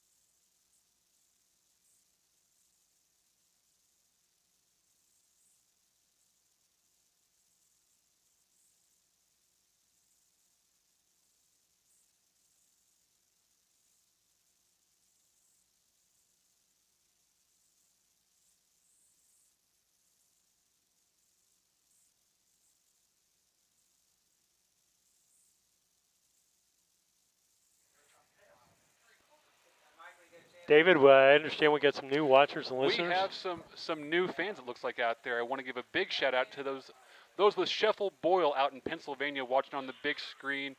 They've got Harness Tube pulled up, and they're doing some friendly gambling amongst themselves and having a good time. We want to welcome them to the races and thank them for viewing Harness Tube. And I hope they've got some fair food or something good there that they're watching as they're doing this. David's got some race announcing to do. We'll be back. And back in front of the winner's circle is your unofficial winner. Your unofficial winner, Dashing Durango and Steve Renard. Dashing Durango is owned by Steve Renard of Hamilton, Illinois. Trained and driven also by Dr. Renard.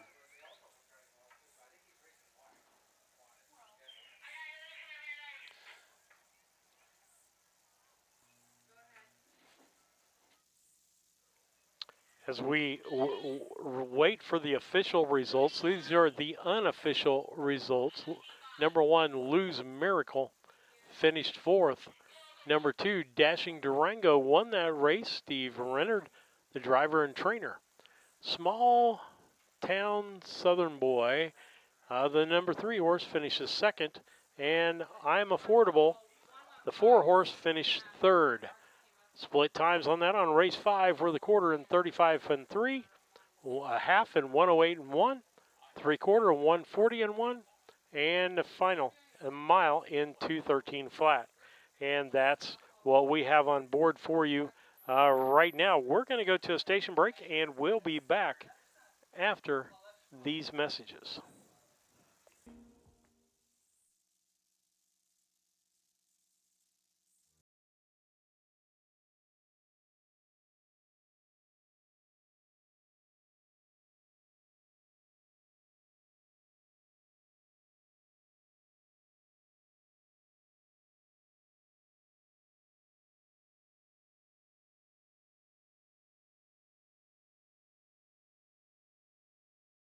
Part of everything we do. Get started at thestable.ca.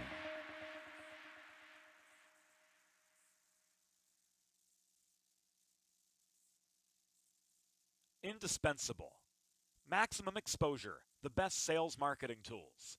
The easiest way to sell your horse for top dollar. The wave of the future. Since holding their first sale 20 years ago, OnGate.com has become harness racing's leading marketplace, with over 13,000 registered users buying and selling racehorses and bloodstock through daily online auctions. Browse listings for free and buy your next racehorse at OnGate.com. OnGate, we've changed the way the business works.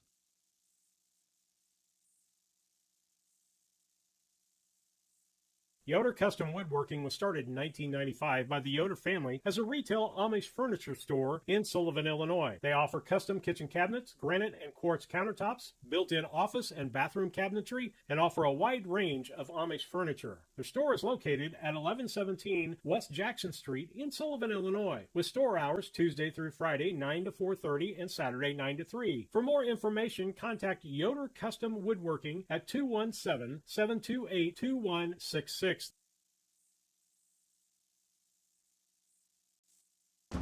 Midwest Harness Report has been a strong advocate and comprehensive source for harness racing in the Midwest and beyond for over 40 years. With owner-editor Tim Conkle leading the way, Midwest Harness Report brings you the latest news, information, schedules, and stats. Uncover remarkable stories about the people and horses at the core of harness racing. Midwest Harness Report reaches thousands of subscribers every month. For advertising and subscription inquiries, call 765-212-1320 or visit MidwestHarnessReport.com.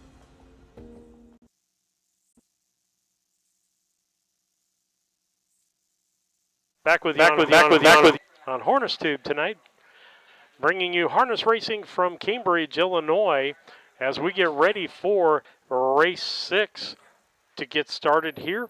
Want to remind you, your donations help keep Harness Tube free. You can donate by going to Venmo, and that's at Harness Tube, and PayPal at Harness Tube, or David Brink would take a check from you, P.O. Box 63, Mount Sterling, Illinois, 62353. That keeps us going. The donations from just the average watcher or listener, or maybe you just enjoy harness racing, you can help us stay on the air by making donation. You can advertise with us. And David, a couple of new advertisers this last week, and I'm going to let you tell them who they were.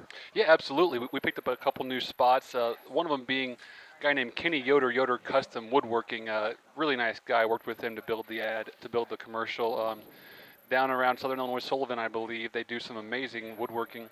And also picked up the Stable.ca. For those of you who don't know, the Stable.ca is a fractional ownership company, I guess you'd call them. Anthony McDonald up in Canada started this, 10 years ago, I believe. And you can buy as little as 1% of a racehorse and kind of experience some of the excitement yourself. So it's a really cool idea. I really like what he's doing. I'm glad he jumped on board with us. And again, that's how harness racing has diversified in the fact Yes. that you can do 1%, you can do 100%. If you're Yes. looking to spend 100%, I'm sure that the Brink We'll- stables would be willing we'll to talk take your with money, you. absolutely. But, we can't do it without the advertisers. And if you've noticed, we've got a little more professional, I hope, through things with more commercials, meaning Steve, you're I've got the hearing. winner coming back. I'm going to maybe give them an announcement. Okay. All right. We'll leave you I'll on let the air you for have that. it.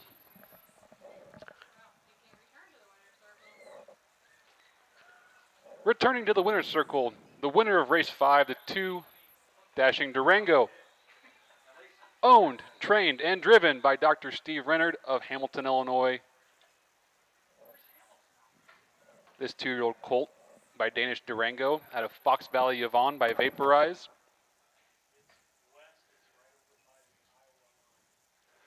For those of you who aren't aware, there's about no one in the country that races more often than Steve Rennard of Hamilton, Illinois. Any chance he can to get in the box, he's going to try to find a way to get his horse there and race, and loves it as much as anybody else, if not more. He retired veterinary from Hamilton, practiced up there for years, and now a big grin on his face as he smiles for the camera with the 2 Dashing Durango, the winner of tonight's 5th race.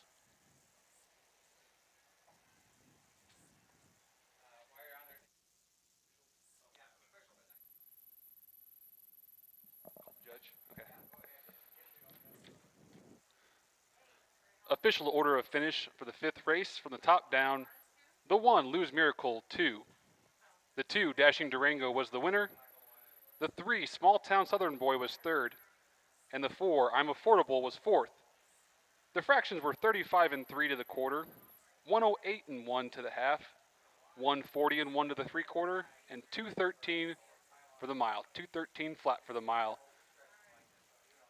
Just a heads up, Doc Rennard, if you could go to the starting gate and talk to the judges stand, please. Go to the starting gate when you get back to the barn, please.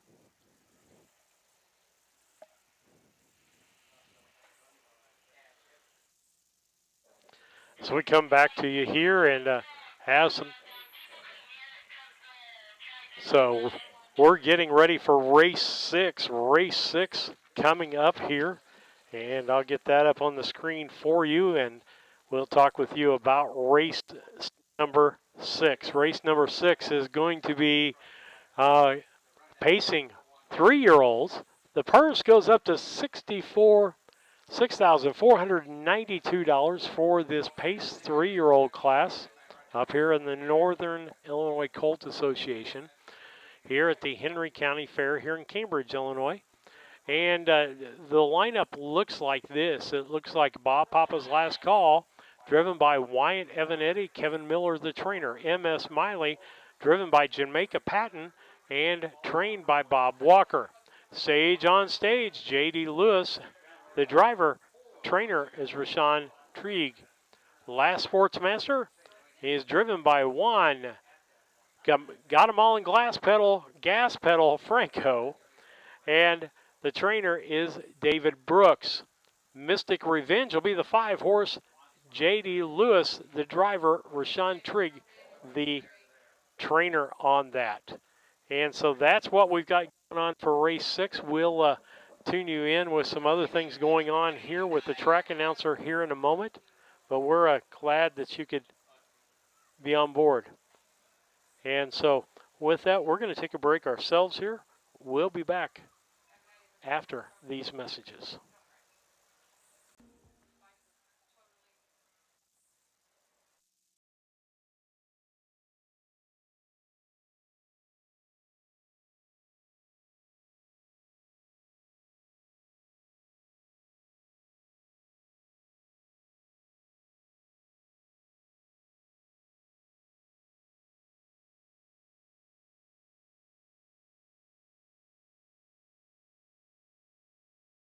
Everything we do. Get started at thestable.ca.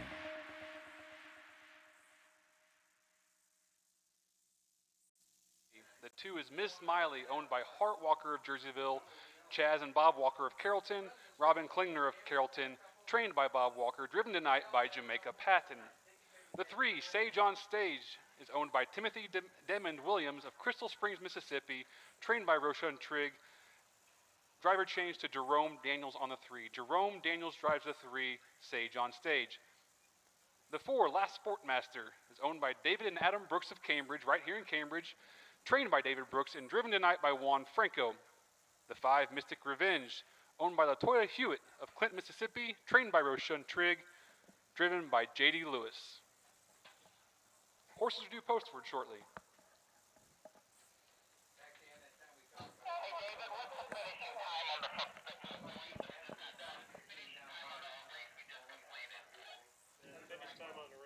I need to announce it, or 2:13.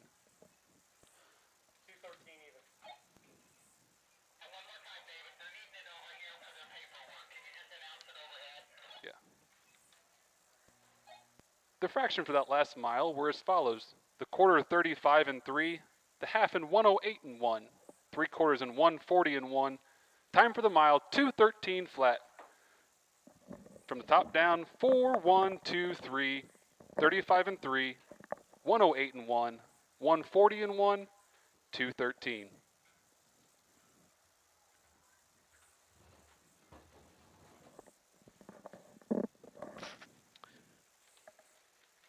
And David, just some communication across there from Lisa.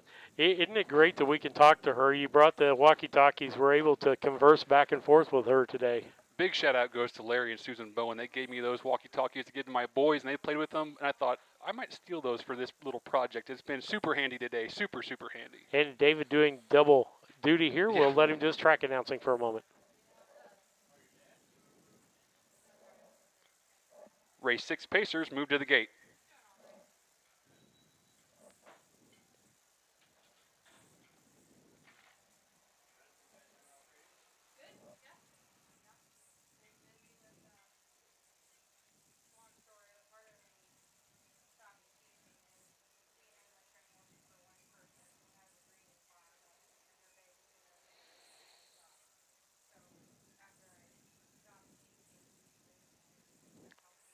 Starting gates in the far turn. From the inside out, it's Bappa's Last Call and Wyatt Avenatti. Ms. Miley, Jamaica Patton. Sage on Stage, Jerome Daniels. Last Sportmaster, Juan Franco. And Mystic Revenge, J.D. Lewis. The car swings for home.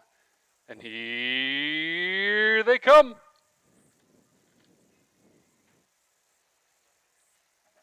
What a great start for these Pacers. They're often pacing, and it's Bappa's Last Call, and Wyatt Avenatti getting the first call, taking him into the first turn. Miss Miley sitting there second as Jamaica tries to get in that 2-hole. Back there on third is Jerome Daniels and Sage on Stage. Jamaica changes his mind and moves Miss Miley to the front now as Wyatt Avenatti and Bappa's Last Call lets him go. On top, we have Miss Miley on top going to the quarter pole. Bappa's Last Call racing second. Sage on Stage is third. Back to Last Sportsmaster fourth, and Mystic Revenge is fifth. They move to the quarter pole, and it's all Ms. Miley on top by about a length and a quarter or so. They race past that quarter pole, single file. Oh, 31 and 2 as some action happens in the back end of that race. I missed, but on top we still have Miss Miley being challenged now by Sage on Stage on the outside. Jerome Daniels moves that filly to challenge for the lead. Those two are neck and neck coming out of the second turn. It's Sage on Stage on the outside. On the inside, Miss Miley and Jamaica Patton. Back there third is Bappa's Last Call and Wyatt Avenatti. We're moving to the half-mile marker. Under a blanket, the two of those horses are stride for stride, nose for nose, moving into the third turn, and Bappa's Last Call is racing third. 102 and 4. 102 and 4 to the half. They race to the third turn. It's still Miss Miley on top by about quarter of a length. On the outside, it's Sage on Stage and Jerome Daniels. Wyatt Avenatti getting the perfect trip back there with Bappa's Last Call, waiting for someone to move and get some clear room. Back there fourth, we still have Mystic Revenge, and Last Sportsmaster is fifth and can see them all. They race at the three-quarter pole, and Miss Miley on top still by about a length and a quarter or so. Moving to the last turn, Miss Miley on top, and now we see Stage on Stage begin to drop off a little bit.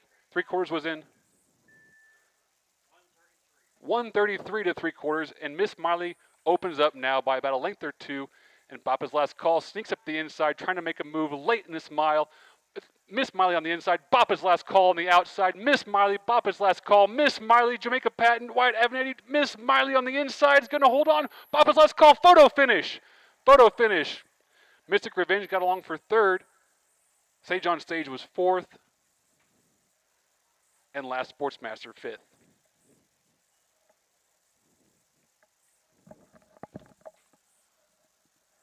They're not even paying attention.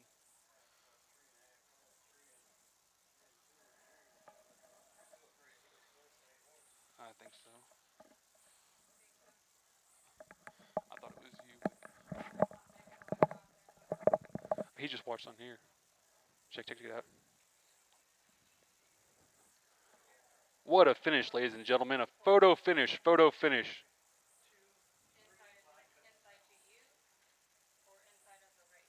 I'm calling your dad. Yeah. But that's me. That's nobody. We had a real tight photo between the one Bappa's call and the two Miss Miley.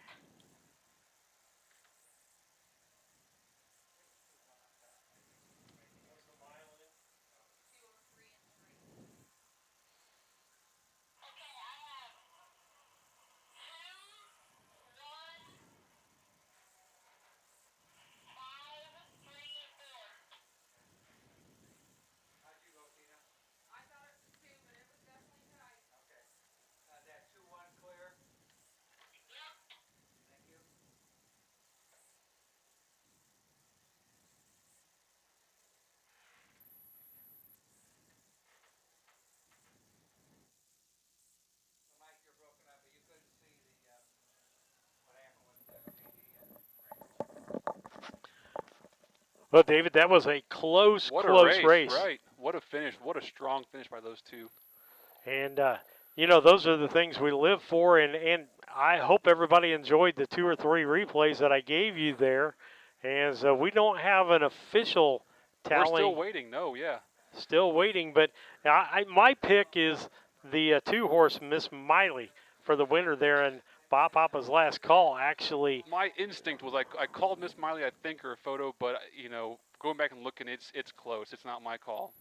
And our camera's not right on the finish line, but we got a pretty good view there.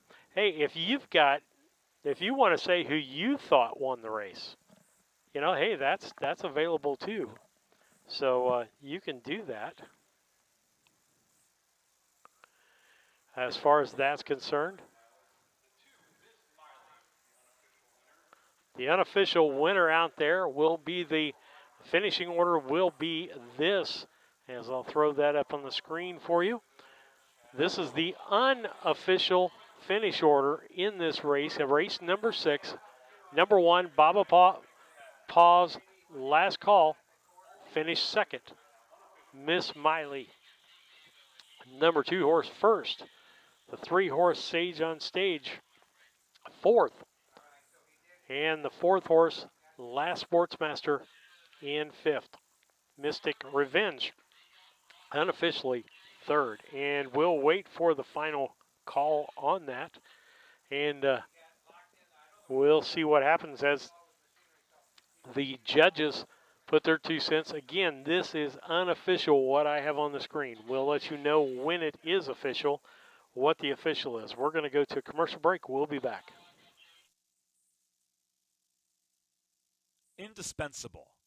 Maximum exposure, the best sales marketing tools. The easiest way to sell your horse for top dollar. The wave of the future. Since holding their first sale 20 years ago, OnGate.com has become harness racing's leading marketplace, with over 13,000 registered users buying and selling racehorses and bloodstock through daily online auctions. Browse listings for free and buy your next racehorse at OnGate.com. OnGate, we've changed the way the business works.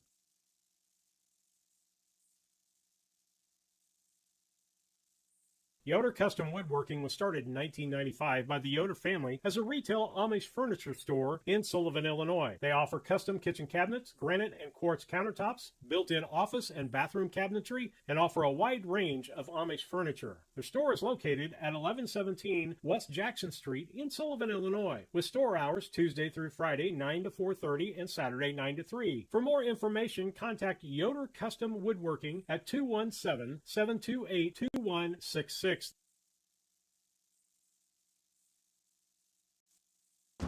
Midwest Harness Report has been a strong advocate and comprehensive source for harness racing in the Midwest and beyond for over 40 years. With owner-editor Tim Conkle leading the way, Midwest Harness Report brings you the latest news, information, schedules, and stats. Uncover remarkable stories about the people and horses at the core of harness racing. Midwest Harness Report reaches thousands of subscribers every month. For advertising and subscription inquiries, call 765-212-1320 or visit MidwestHarnessReport.com. Back with you. As for on Harness Tube, we're waiting for the official call here. The official call. I'm just giving you those back so you can tell us when there is an official call. I'm still waiting over here myself, so we'll wait for the officials to decide. Close race again. Close race. And there was some traffic, announcing. I missed it. There's some things I can't really see around. I don't know what happened, who, where. The judges are sorting that out right now. And hey, I wanted to ask you, when's the last time you called a race?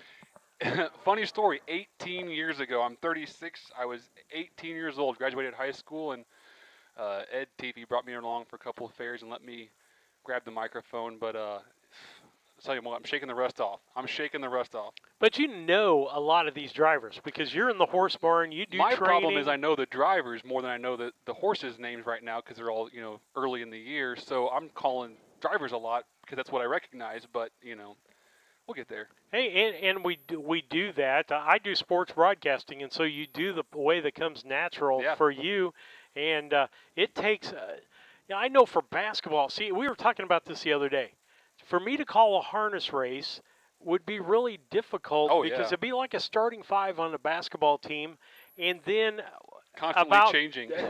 3 minutes later, you've got a whole new starting five in the ball game, and you got to know what you're doing. I mean, kudos to Ed Teefy and we have Kurt some of the Becker. best in the state. I've been very fortunate. I'm a little nervous, I guess, because I'm following the role of Kurt Becker, Carl Becker, Ed Teefy, Buck Weaver. I mean, we can go back to the names in this state. They're just all legendary. But your passion for harness racing is why we're here on Harness Tube, and want to let people know that. And our schedule is growing. It seems like weekly as far as what races we will be doing. But we've got some races coming up. Martinsville next Monday, 5 p.m. start time for that. We don't know how many races on that one yet. Rushville, you say they normally have a pretty full schedule. How many races should we expect probably at Rushville? I don't know, but I feel like they usually have quite a few races, so I would say 10 plus if I had to guess. Okay. Knoxville, July 10th, July 12th. Henry, Illinois for the Marshall Putman.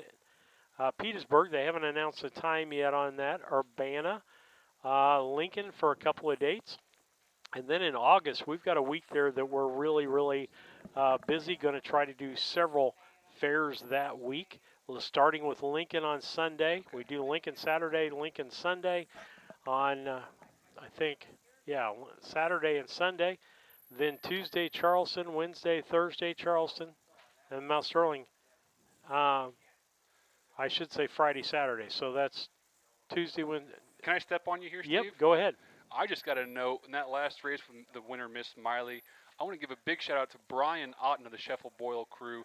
Brian Otten correctly picked Ms. Miley in that race, and it's kind of funny because Robin Klinger, one of the owners, didn't even get her own horse. So, all right, at times on that we're a quarter 31.2, a half 102.4, 3/4, not 3/3, 133, and the final in 203.3.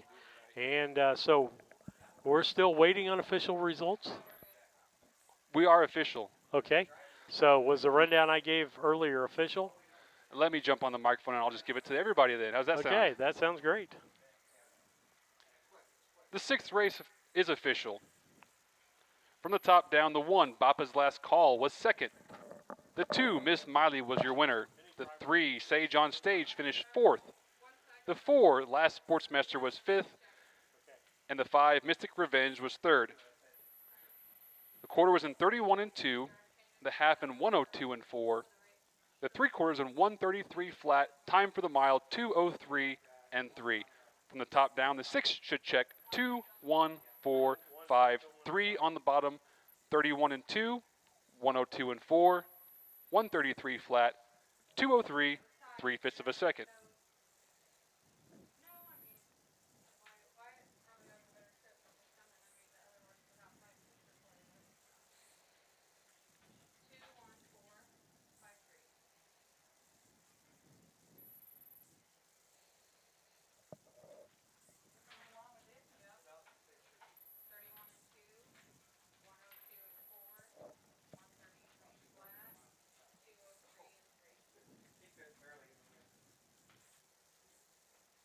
And just to clarify on these larger, looking at the purses here, you see the next race was 62.57. The last race I think was almost 6,500. Just got word from Charter Tina Schrock that there was some money left over from a rain out last year in the association that got added. So that's why you're seeing a little bit higher purses today as well on top of the combined classes. So we will throw it to the post parade. And here are your starters for tonight's 7th race. The 3-year-old trot race sponsor, Flacco Family Farms, for a purse of $6,257. The 1, Ingo Bingo Bango, owned by Brendan Potts, trained by Mikey Rogers, and driven by Brendan Potts. The 2 is YF Peanut, owned, trained, and driven by Jerome Daniels. The 3, Party of Two, is owned by Donald and Sherry Huddleston of Kincaid, Illinois, trained and driven by Jamaica Patton. The 4, Jammin' High, is owned by Ronald Knupp of Anna, Illinois, trained by Roshan Trigg and driven by J.D. Lewis. The 5, Smokin' on Pizzazz, is owned by Jerome Daniels, trained by Cornelius Cavett, driven tonight by Juan Franco. Juan Franco drives the 5, Smokin' on Pizzazz.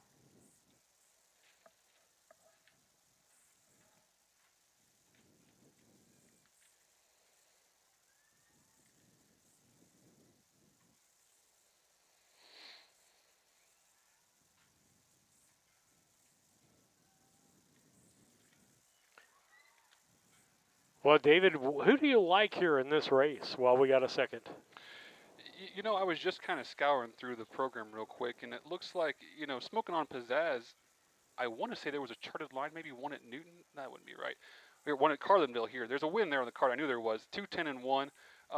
Anyone who's got a win, you're looking to maybe repeat. The YF Peanut's been racing really good. YF Peanut's only got a couple starts, but 2 seconds, if I had my way, I would take a second every chance. So I'll kind of be probably watching those two.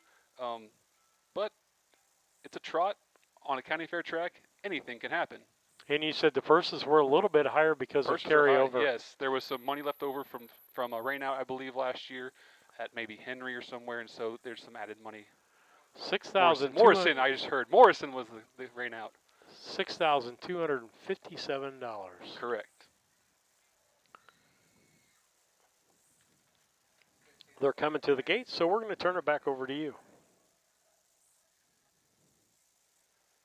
Trotters move behind the gate for today's 7th race, the Flacco Family Farms 3-year-old trot in the Northern Illinois Colt Association for a purse of $6,257. From the inside out, Ingo Bingo Bango, Brendan Potts, YF Peanut, Jerome Daniels, Party of Two, Jamaica Patton, Jammin' High, and J.D. Lewis, Smokin' on Pizzazz, and Juan Franco. The car swings into the stretch. And here they come.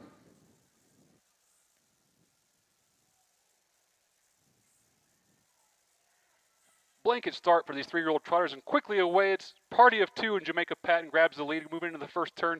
Ingo, Bingo, Bango, and Brendan Potts sits there second. On the outside, looks like we have Smokin' on Pizzazz up for third on the inside. Back to YF Peanut and Jerome Daniels. Back distant trailer, the Breakers, Jammin' High, and JD Lewis. Oh, Brendan Potts won. Ingo, Bingo, Bango made a break on the backstretch. On top, we have Party of Two and Jamaica Patton on top by about a length and a half. Smoking on Pizzazz settles in their second now for Juan Franco, YF Peanut, and Jerome Daniels in third. Moving past the quarter pole. 30 and 2/5 of a second. These trotters are moving today, folks. Moving to the second turn, it's still Party of Two and Jamaica Patton. Here comes YF Peanut and Jerome Daniels to the outside to make a move. Still sitting second. Looks like on the inside we still have Smoking on Pizzazz and Juan Franco. But it's YF Peanut and Jerome Daniels moving to the outside to challenge that leader, Jamaica Patton, and Party of Two. Party of Two still on top by a half length, moving past the half-mile marker. 1:02 and 2 for the half-mile marker. It's still Party of Two on top by a length and a half. YF Peanut in the third turn, sitting there second. A few lengths back to the third place horse, Smoking on Pizzazz. The last two are just in trailers. Back on top, we still have Party of Two and Jamaica Patton. YF Peanut sitting there patiently for Jerome Daniels, moving to three-quarter pole. Not much has changed so far in the second half of the race. They move past the three-quarter pole, and Jamaica drives that trotter in the fourth turn. 134 flat. 134 flat for the three-quarters, and now it's just Party of Two and Jamaica Patton on cruise control. Pretty chilly right now. Turning for home, YF Peanut tries to make a move, tries to look for some track, tries to find somewhere to go to challenge this leader, but it's all going to be Party of Two and Jamaica Patton home the winner. Second place will go to YF Peanut, Jerome Daniels. Smoking on Pizzazz home third. Ingo, Bingo, Bango fourth.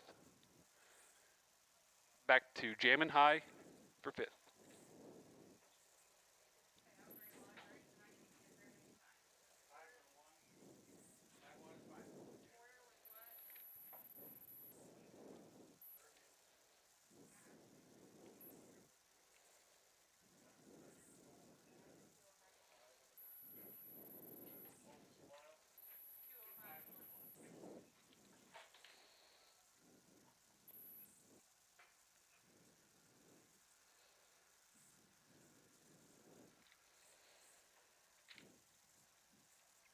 .205 and 1 for the mile. 2:05 and 1.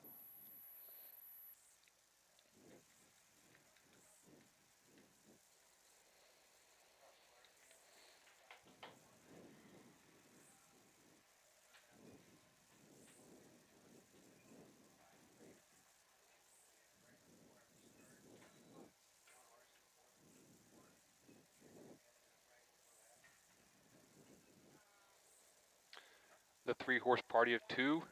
It's a 3-year-old gelding by Cassis by Barbie and Ken, the Ken Warkington mare. Owned by Donald and Sherry Huddleston of Kincaid, Illinois. Trained by Jamaica Patton. Driven tonight, capably, by Jamaica Patton.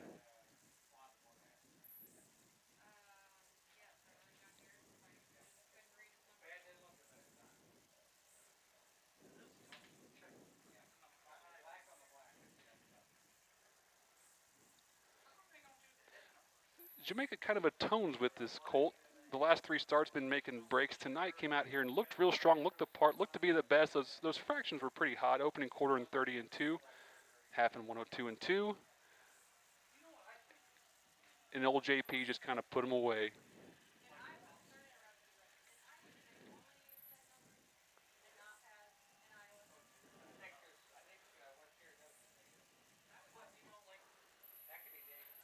There's the courtesy vehicle coming over to the trackside now.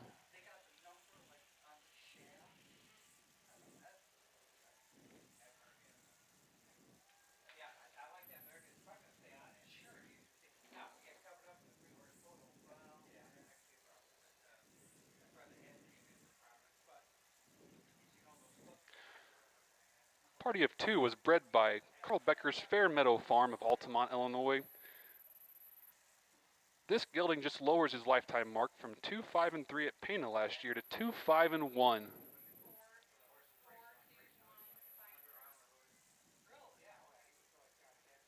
The flock was back out there. The Patton stables represented. Congratulations to the 3. Party of 2, Jamaica Patton.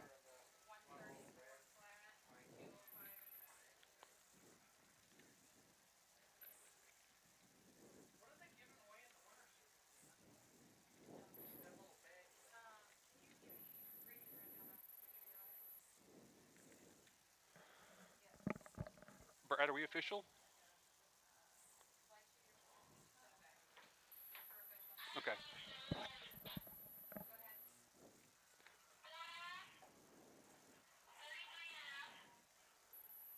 Official results for today's 7th race are as follows. The 1, Ingo Bingo Bango, was 4th. The 2, YF Peanut, was 2nd. The 3, Party of 2, your winner. The 4, Jammin' High, was 5th. And the 5, Smokin' on Pizzazz, was 3rd. The quarter was in 30 and 3, the half in 102 and 2, 3/4 in 134 flat, time for the mile 2:05, 1/5 of a second. That concludes today's stake races. We have 2 more overnight scheduled for you, the 8th and 9th race. The 8th race, numbers of 2 races or $5,000 lifetime. And the 9th race, the free-for-all pace coming up.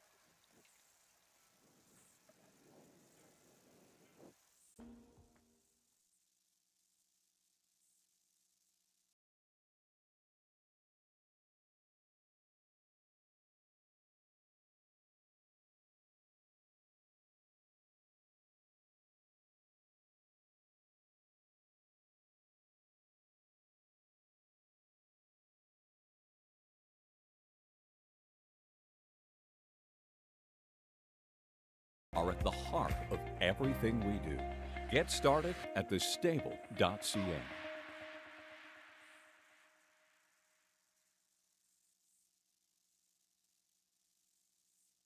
Indispensable.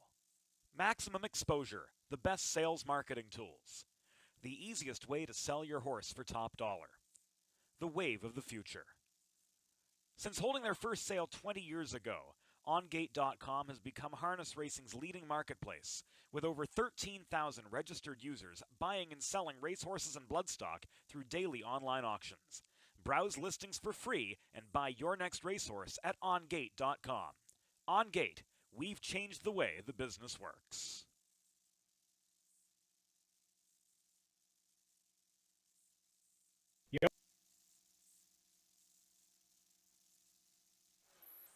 Back with you on Harness Tube. We're glad to be here this evening as we want to thank our sponsors for being out there. We want to thank Lisa Surratt for also doing the work out there on the racetrack as far as the filming is concerned. It's been a kind of a hard thing, and now we get between shadows and sun. Things tend to intensify. I got lots of things that the camera can focus in on, but we're glad that to be here for you. We need you to go to YouTube, and we need you to like on Facebook or YouTube, all of the above. Like, subscribe, and follow us on Harness Tube. That's Harness Tube IL on YouTube. Harness Tube IL on YouTube and Facebook at Harness Tube. And so, David, As Steve points out, if you follow us on YouTube, if you're not quite sure who's broadcasting tonight or whatnot, if you follow us on YouTube, you will get a notification when we go live. So if you think we might be broadcasting, hit the follow button. You'll definitely find out for sure if we're live or not. yeah, get to Facebook. David post, hey, we're racing today up at the Henry County Fair. Or like he said, the best thing is YouTube. Hit that subscribe button. It's really important we get a lot of subscribers to go with this. This helps us out in a lot of ways. But this is not the first year that videoing's been done. People have been doing it with iPads, cameras, phones, and those volunteers who have done that since 2020 listed on the screen, done a great job with that, and we appreciate them immensely. And again, David Brink, this is his brainchild. I can remember David came to us along with Troy Markert. Yes, and Troy was early in on this. We had a visit of what I use for equipment to do basketball, football, baseball. But I can tell you, folks, this is a whole different There's no ball involved here. My vision was a little bigger than I think you thought, but here we are. We're doing it. It's looking great. I'm tickled. Thank you so much. Well, as we get to know these fairs and the obstacles that we're going to run into it's kind of like going back to a gymnasium the second Yes. time or Next year understanding should the be. ones that will have internet issues with. So knock on wood. I'm trying to keep good notes of all this stuff too. So Decatur on a Saturday was the only time we ran into a small glitch as far as the internet was concerned. And, if you didn't look close, you really didn't realize you missed something. But, again, a Saturday in Decatur, all the harness race people there, and I think it was race 9 of about 12. Yeah. And then the truck and tractor guys started showing up, and the carnival was full. And so we're glad. It fills up quick for sure. And so we're going to let David do a couple of his duties here.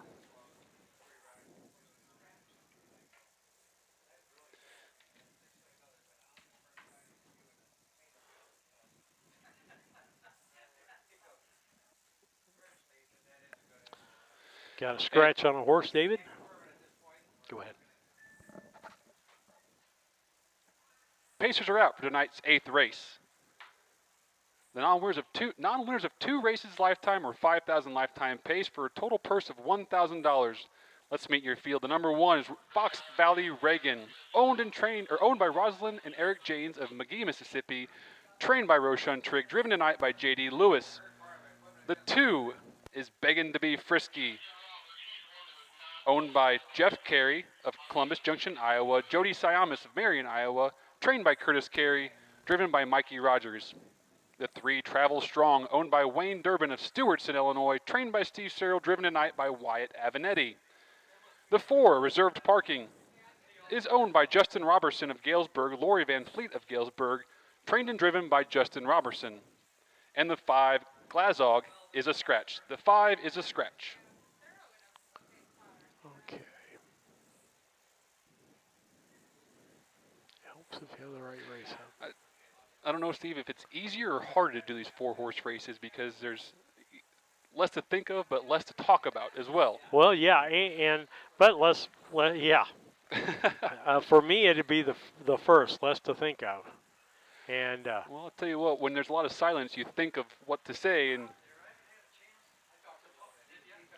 I'm glad we don't use these slides after I get done with them because I scratched a horse in a race that we've already run in this. But, yeah, folks, the behind-the-scenes things to get the graphics to you so that you can see what's going on with the race and what's going to happen. We've got this race and one more after it. And, David, explain the difference between the first 7 and the last 2 again. Great question. So the first 7 races were the Northern Illinois Colt Association, is a stakes association that is up here in Northern Illinois, and those were all paid into by those participants, and they kind of had a little higher purse. These last couple races are what's called overnights. They're races that anyone can join into as long as they fit the condition of the race. There's no prior staking required or anything. This 8th race being a non-winners of 2 races or 5,000 lifetime. The only condition being the horses haven't won 2 races lifetime or accumulated over $5,000 on their card. The 9th race being a free-for-all pace, that just is open to anybody, open class, out-of-state breds, old horses, the whole shebang. Okay. And I can't tell where the horses are at. There's right behind you here. There's at least 2 there, and there's 2 on the backstretch. 2 in the between 1 and 2, and 2 in the backstretch as we get ready to go here. Yeah, the wings are out on the mobile starting gate, the tightest mobile starting gate. And so kind of warm today, but we've had a breeze, and I know that's good for the horses. Summertime horse racing, you got to keep these animals cool. I tell you what, we're a lot better off up here in this judges stand with these windows open than they are down in the bottom over there by the the barns. It gets hot back in the barn area. I mean, this is not glamorous work per se. Everyone's back there sweating and sweaty horses, trying to push them all over. But yeah, it's been a gorgeous night. The Henry County Fair has been fantastic to us. We've got a picturesque view behind us. Just a fun night of racing. And I'm going to let you get to your work. We'll turn my microphone off. We'll leave you on as we get ready for race number 8.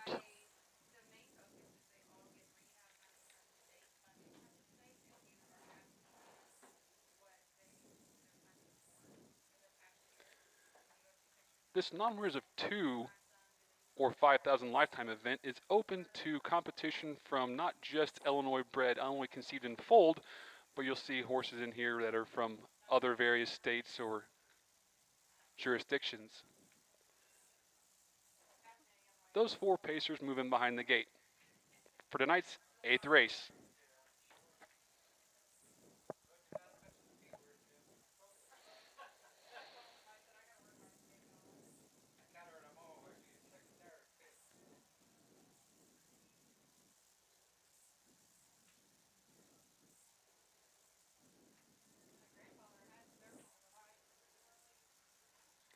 Those 4 pacers file in behind the gate. Starter Mike Titus swings him in the stretch.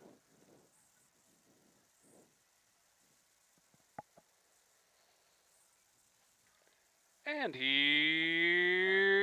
they come.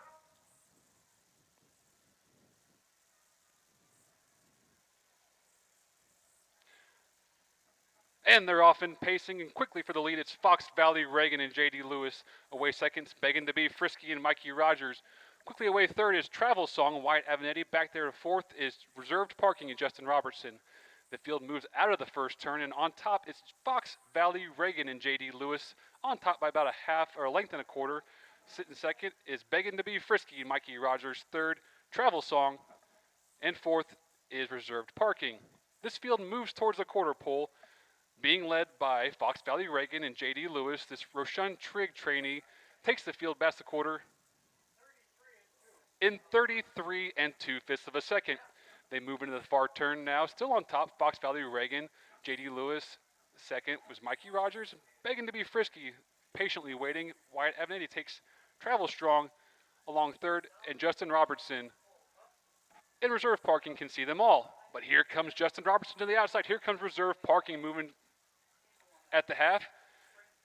It's Reserve Parking on the outside. On the inside is Fox Valley Reagan by half a length. Reserve Parking on the outside. Fox Valley Reagan takes him to the third turn, still holding off that competition. Reserve Parking maybe looking for a quarter spot there. 107 and 4 to the half. 107 and 4, and it's still Fox Valley Reagan on top by about a half a length. On the outside is Reserve Parking and Justin Robertson making a move again, trying that leader, seeing if he can get anything done. Back there third, begging to be Frisky and Mike Rogers, and Travel Strong. Wyatt Avenetti can still see them all. But on top, we have a battle for the lead between Fox Valley Reagan and Reserved Parking. 138 even to the 3/4. 138 even to the 3/4. And it's still Fox Valley Reagan on top by about half a length, but Reserve Parking will not give up and will not go away. Justin Robertson goes to work on that colt, and we have a stretch drive, folks. It's Fox Valley Reagan on the inside. Reserve Parking goes off stride. Reserve Parking goes off stride, and it's all going to be Fox Valley Reagan, J.D. Lewis.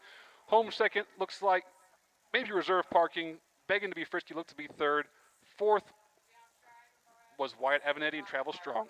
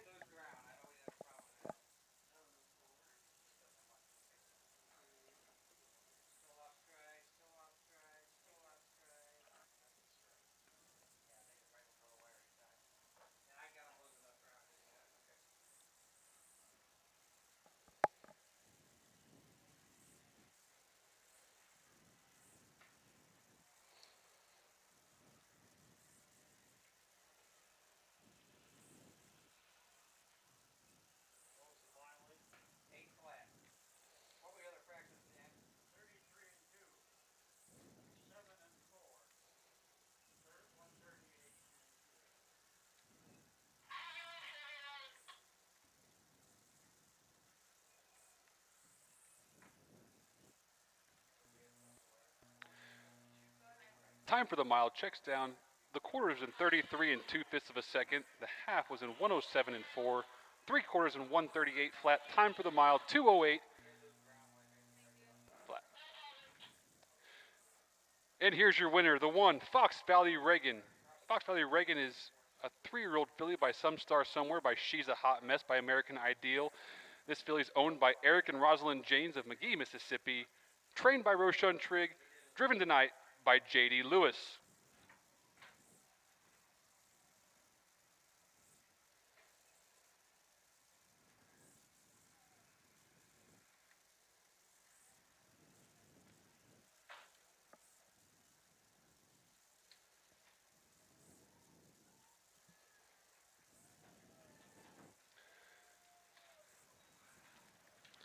Close finish on that, or not a close finish on that race. What they were looking for at the end of the race, the reason why we were doing the replay there was the horse lost stride, and he has to get back in stride before he gets across the finish line. Correct? Are we official? Okay, I see. I was talking. I missed all that. Yeah. So a horse has to, if you make a break, you have to lose ground. You have to grab your horse and try to lose some ground. And at the finish line, if there's a horse, what they call lapped on, meaning in the field of view from the camera, if a horse is up to your butt per se, lapped onto you, and you're on a break across the wire, that horse would be placed ahead of you. Mm-hmm. In this case, I think the judges found that horse reserved parking caught backstride right before the wire, and therefore there was any kind of changes made. That is correct. That is Let correct. me give the track rundown real quick, Okay. the official announcement. Race 8 is official. Race 8 is official. From the top down, it's 1, Fox Valley Reagan, your winner. 2, Begging to be Frisky was 3rd. 3, Travel Strong was 4th. 4, Reserve Parking was 2nd. And 5 was a scratch. Quarters in 33 and 2. The half in 107 and 4. 3/4, 138 flat. Time for the mile 2:08 flat. From the top down, should check 1, 3, 4, 2 scratch. Back with you on Harness Tube as we get ready for the final race in tonight's schedule. 9 races we're going to get done before sundown, David, which is a really good thing, isn't it, David, to be done before sundown? If I had to announce in the dark, we would have a catastrophe, I think, because Well, I can I'm tell you, I'm struggling to see from where I am right now. But yeah, 65-year-old eyes don't see when it gets dim like that. We're the kind that, we've got the bifocals in every lamp on in the house to be able to read at this point. But we're glad that you're on board. We're thankful for Harness Tube and what it's doing. We're going to give you a couple of our sponsors here. We'll be back after these messages. Yoder Custom Woodworking was started in 1995 by the Yoder family as a retail Amish furniture store in Sullivan, Illinois. They offer custom kitchen cabinets, granite and quartz countertops, built-in office and bathroom cabinetry, and offer a wide range of Amish furniture. Their store is located at 1117 West Jackson Street in Sullivan, Illinois, with store hours Tuesday through Friday 9 to 4:30 and Saturday 9 to 3. For more information, contact Yoder Custom Woodworking at 217-728-2166.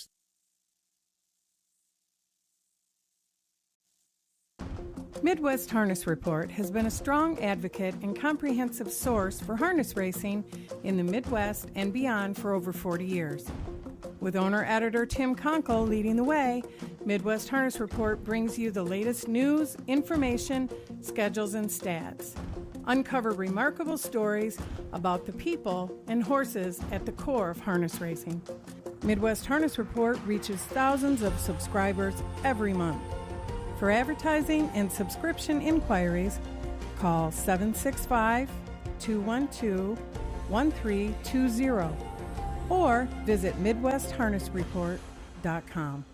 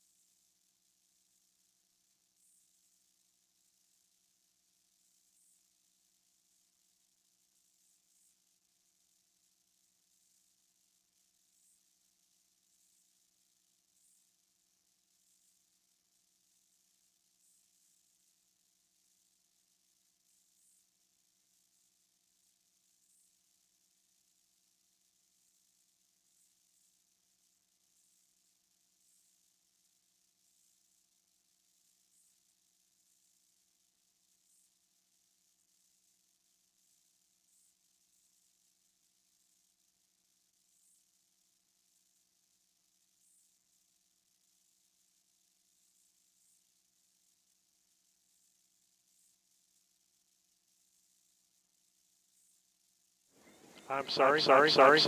We were turned up for commercials, so It I want to happens. thank everybody for listening. So they didn't hear any of our great conversation there, David. So, we can go back and I talk about forgot that. what We I talked said. about where this is Well, I'll down tell to you what I want to bring up is Tina pointed out to me this one horse, Natacam, uh, kind of an interesting story. Owned by Keith Carey. I could be wrong, but I think Keith celebrated his 100th birthday. Maybe he's a centenarian, I believe. And trained by his grandson, then Curtis Carey, and driven by Curtis's nephew, Keith's grandson, great grandson, Colton Hauser. I think look at the program. The kid is 17 years old, hasn't made a whole lot of starts, but he's here in Cambridge and going to go to the gate with Nata Cam for us today in the 9th race.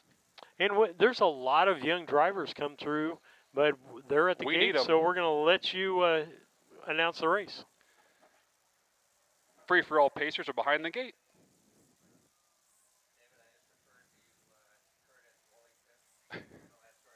Yeah. Car swings out of the turn, and here they come. And it's a fine start for these three free-for-all Pacers on the inside. It's Natacam and Colton Hauser holding off the lead. On the outside quickly, Fox Valley, B. Gump, and Wyatt Avenatti drives hard to the front. Back there third, we have double parked in Jamaica Patton. Wyatt Avenatti and Fox Valley, B. Gump clears to the front, turning up the backstretch for the first time. Sitting second, Natacam, and back there third, double parked. We move towards the quarter pole, still on top. It's all Fox Valley B Gump. Natacam races second. 28-1 to the opening quarter. That was pretty fast, folks. 28-1 to the quarter. We're in the second turn now, and it's still all Fox Valley B Gump. Wyatt Avenatti controlling this race. Back there racing second is Natacam and Colton Hauser. Racing third is Jamaica Patton and double parked. The field moves to the half for the first time, and it's all going to be Wyatt Avenatti on cruise control, taking this field to the half-mile marker. Still second is Colton Hauser and Natacam. Jamaica back there third with double parked. Starts to maybe make a move, but decides better of it. 58-4 to the half. 58-4, big half to these Pacers. Wyatt's got the Sportsmaster gelding lined out now. They move towards the backstretch for the second time and the last time for the night. But here comes on the outside, double parked. Jamaica Patton moves that Pacer to the outside and challenges moving towards the three-quarter pole. It's Fox Valley B Gump on top, double parked on the outside. Natacam back there third. They race past the three-quarter pole. 128-1 to the three quarters. 128-1. On top still is Fox Valley, B Gump, Wyatt Avenatti.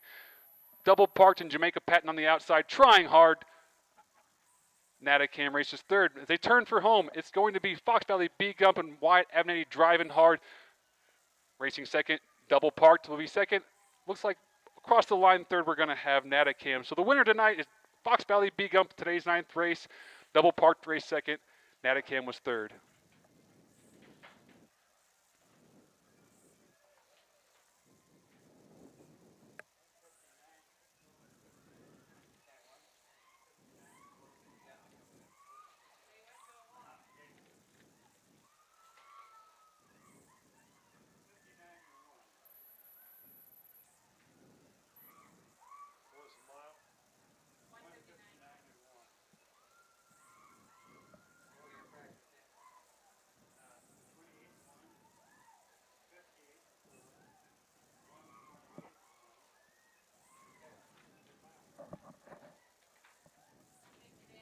Are we official?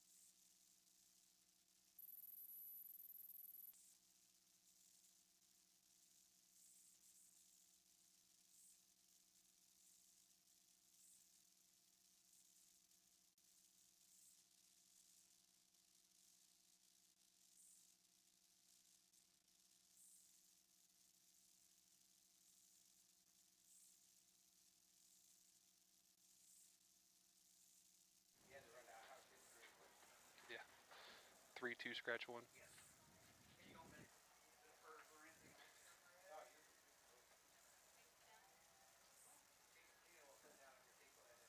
Fox Valley Beagup going to make a second chance at the winner's circle. See if he can get this gelding to cooperate. If anyone can do it, it's Wyatt.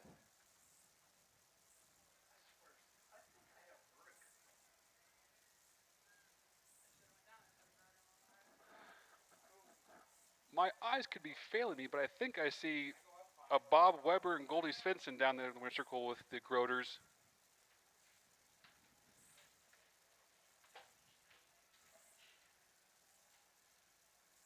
Your 9th race is official.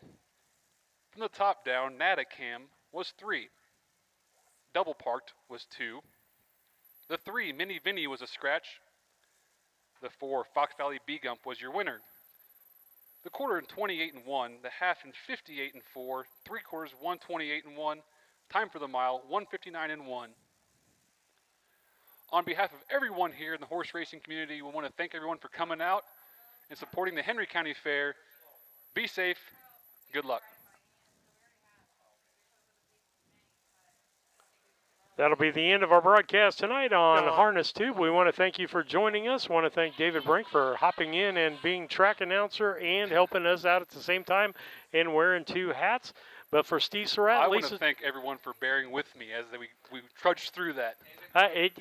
For knocking off 18 years worth of rust, you did a pretty good job there, David. And so we're thankful that happened. So with that, folks, we're going to let you go. We'll see you Monday in Martinsville for the races there, and we'll be excited about that. So with that, thank you, good night, and good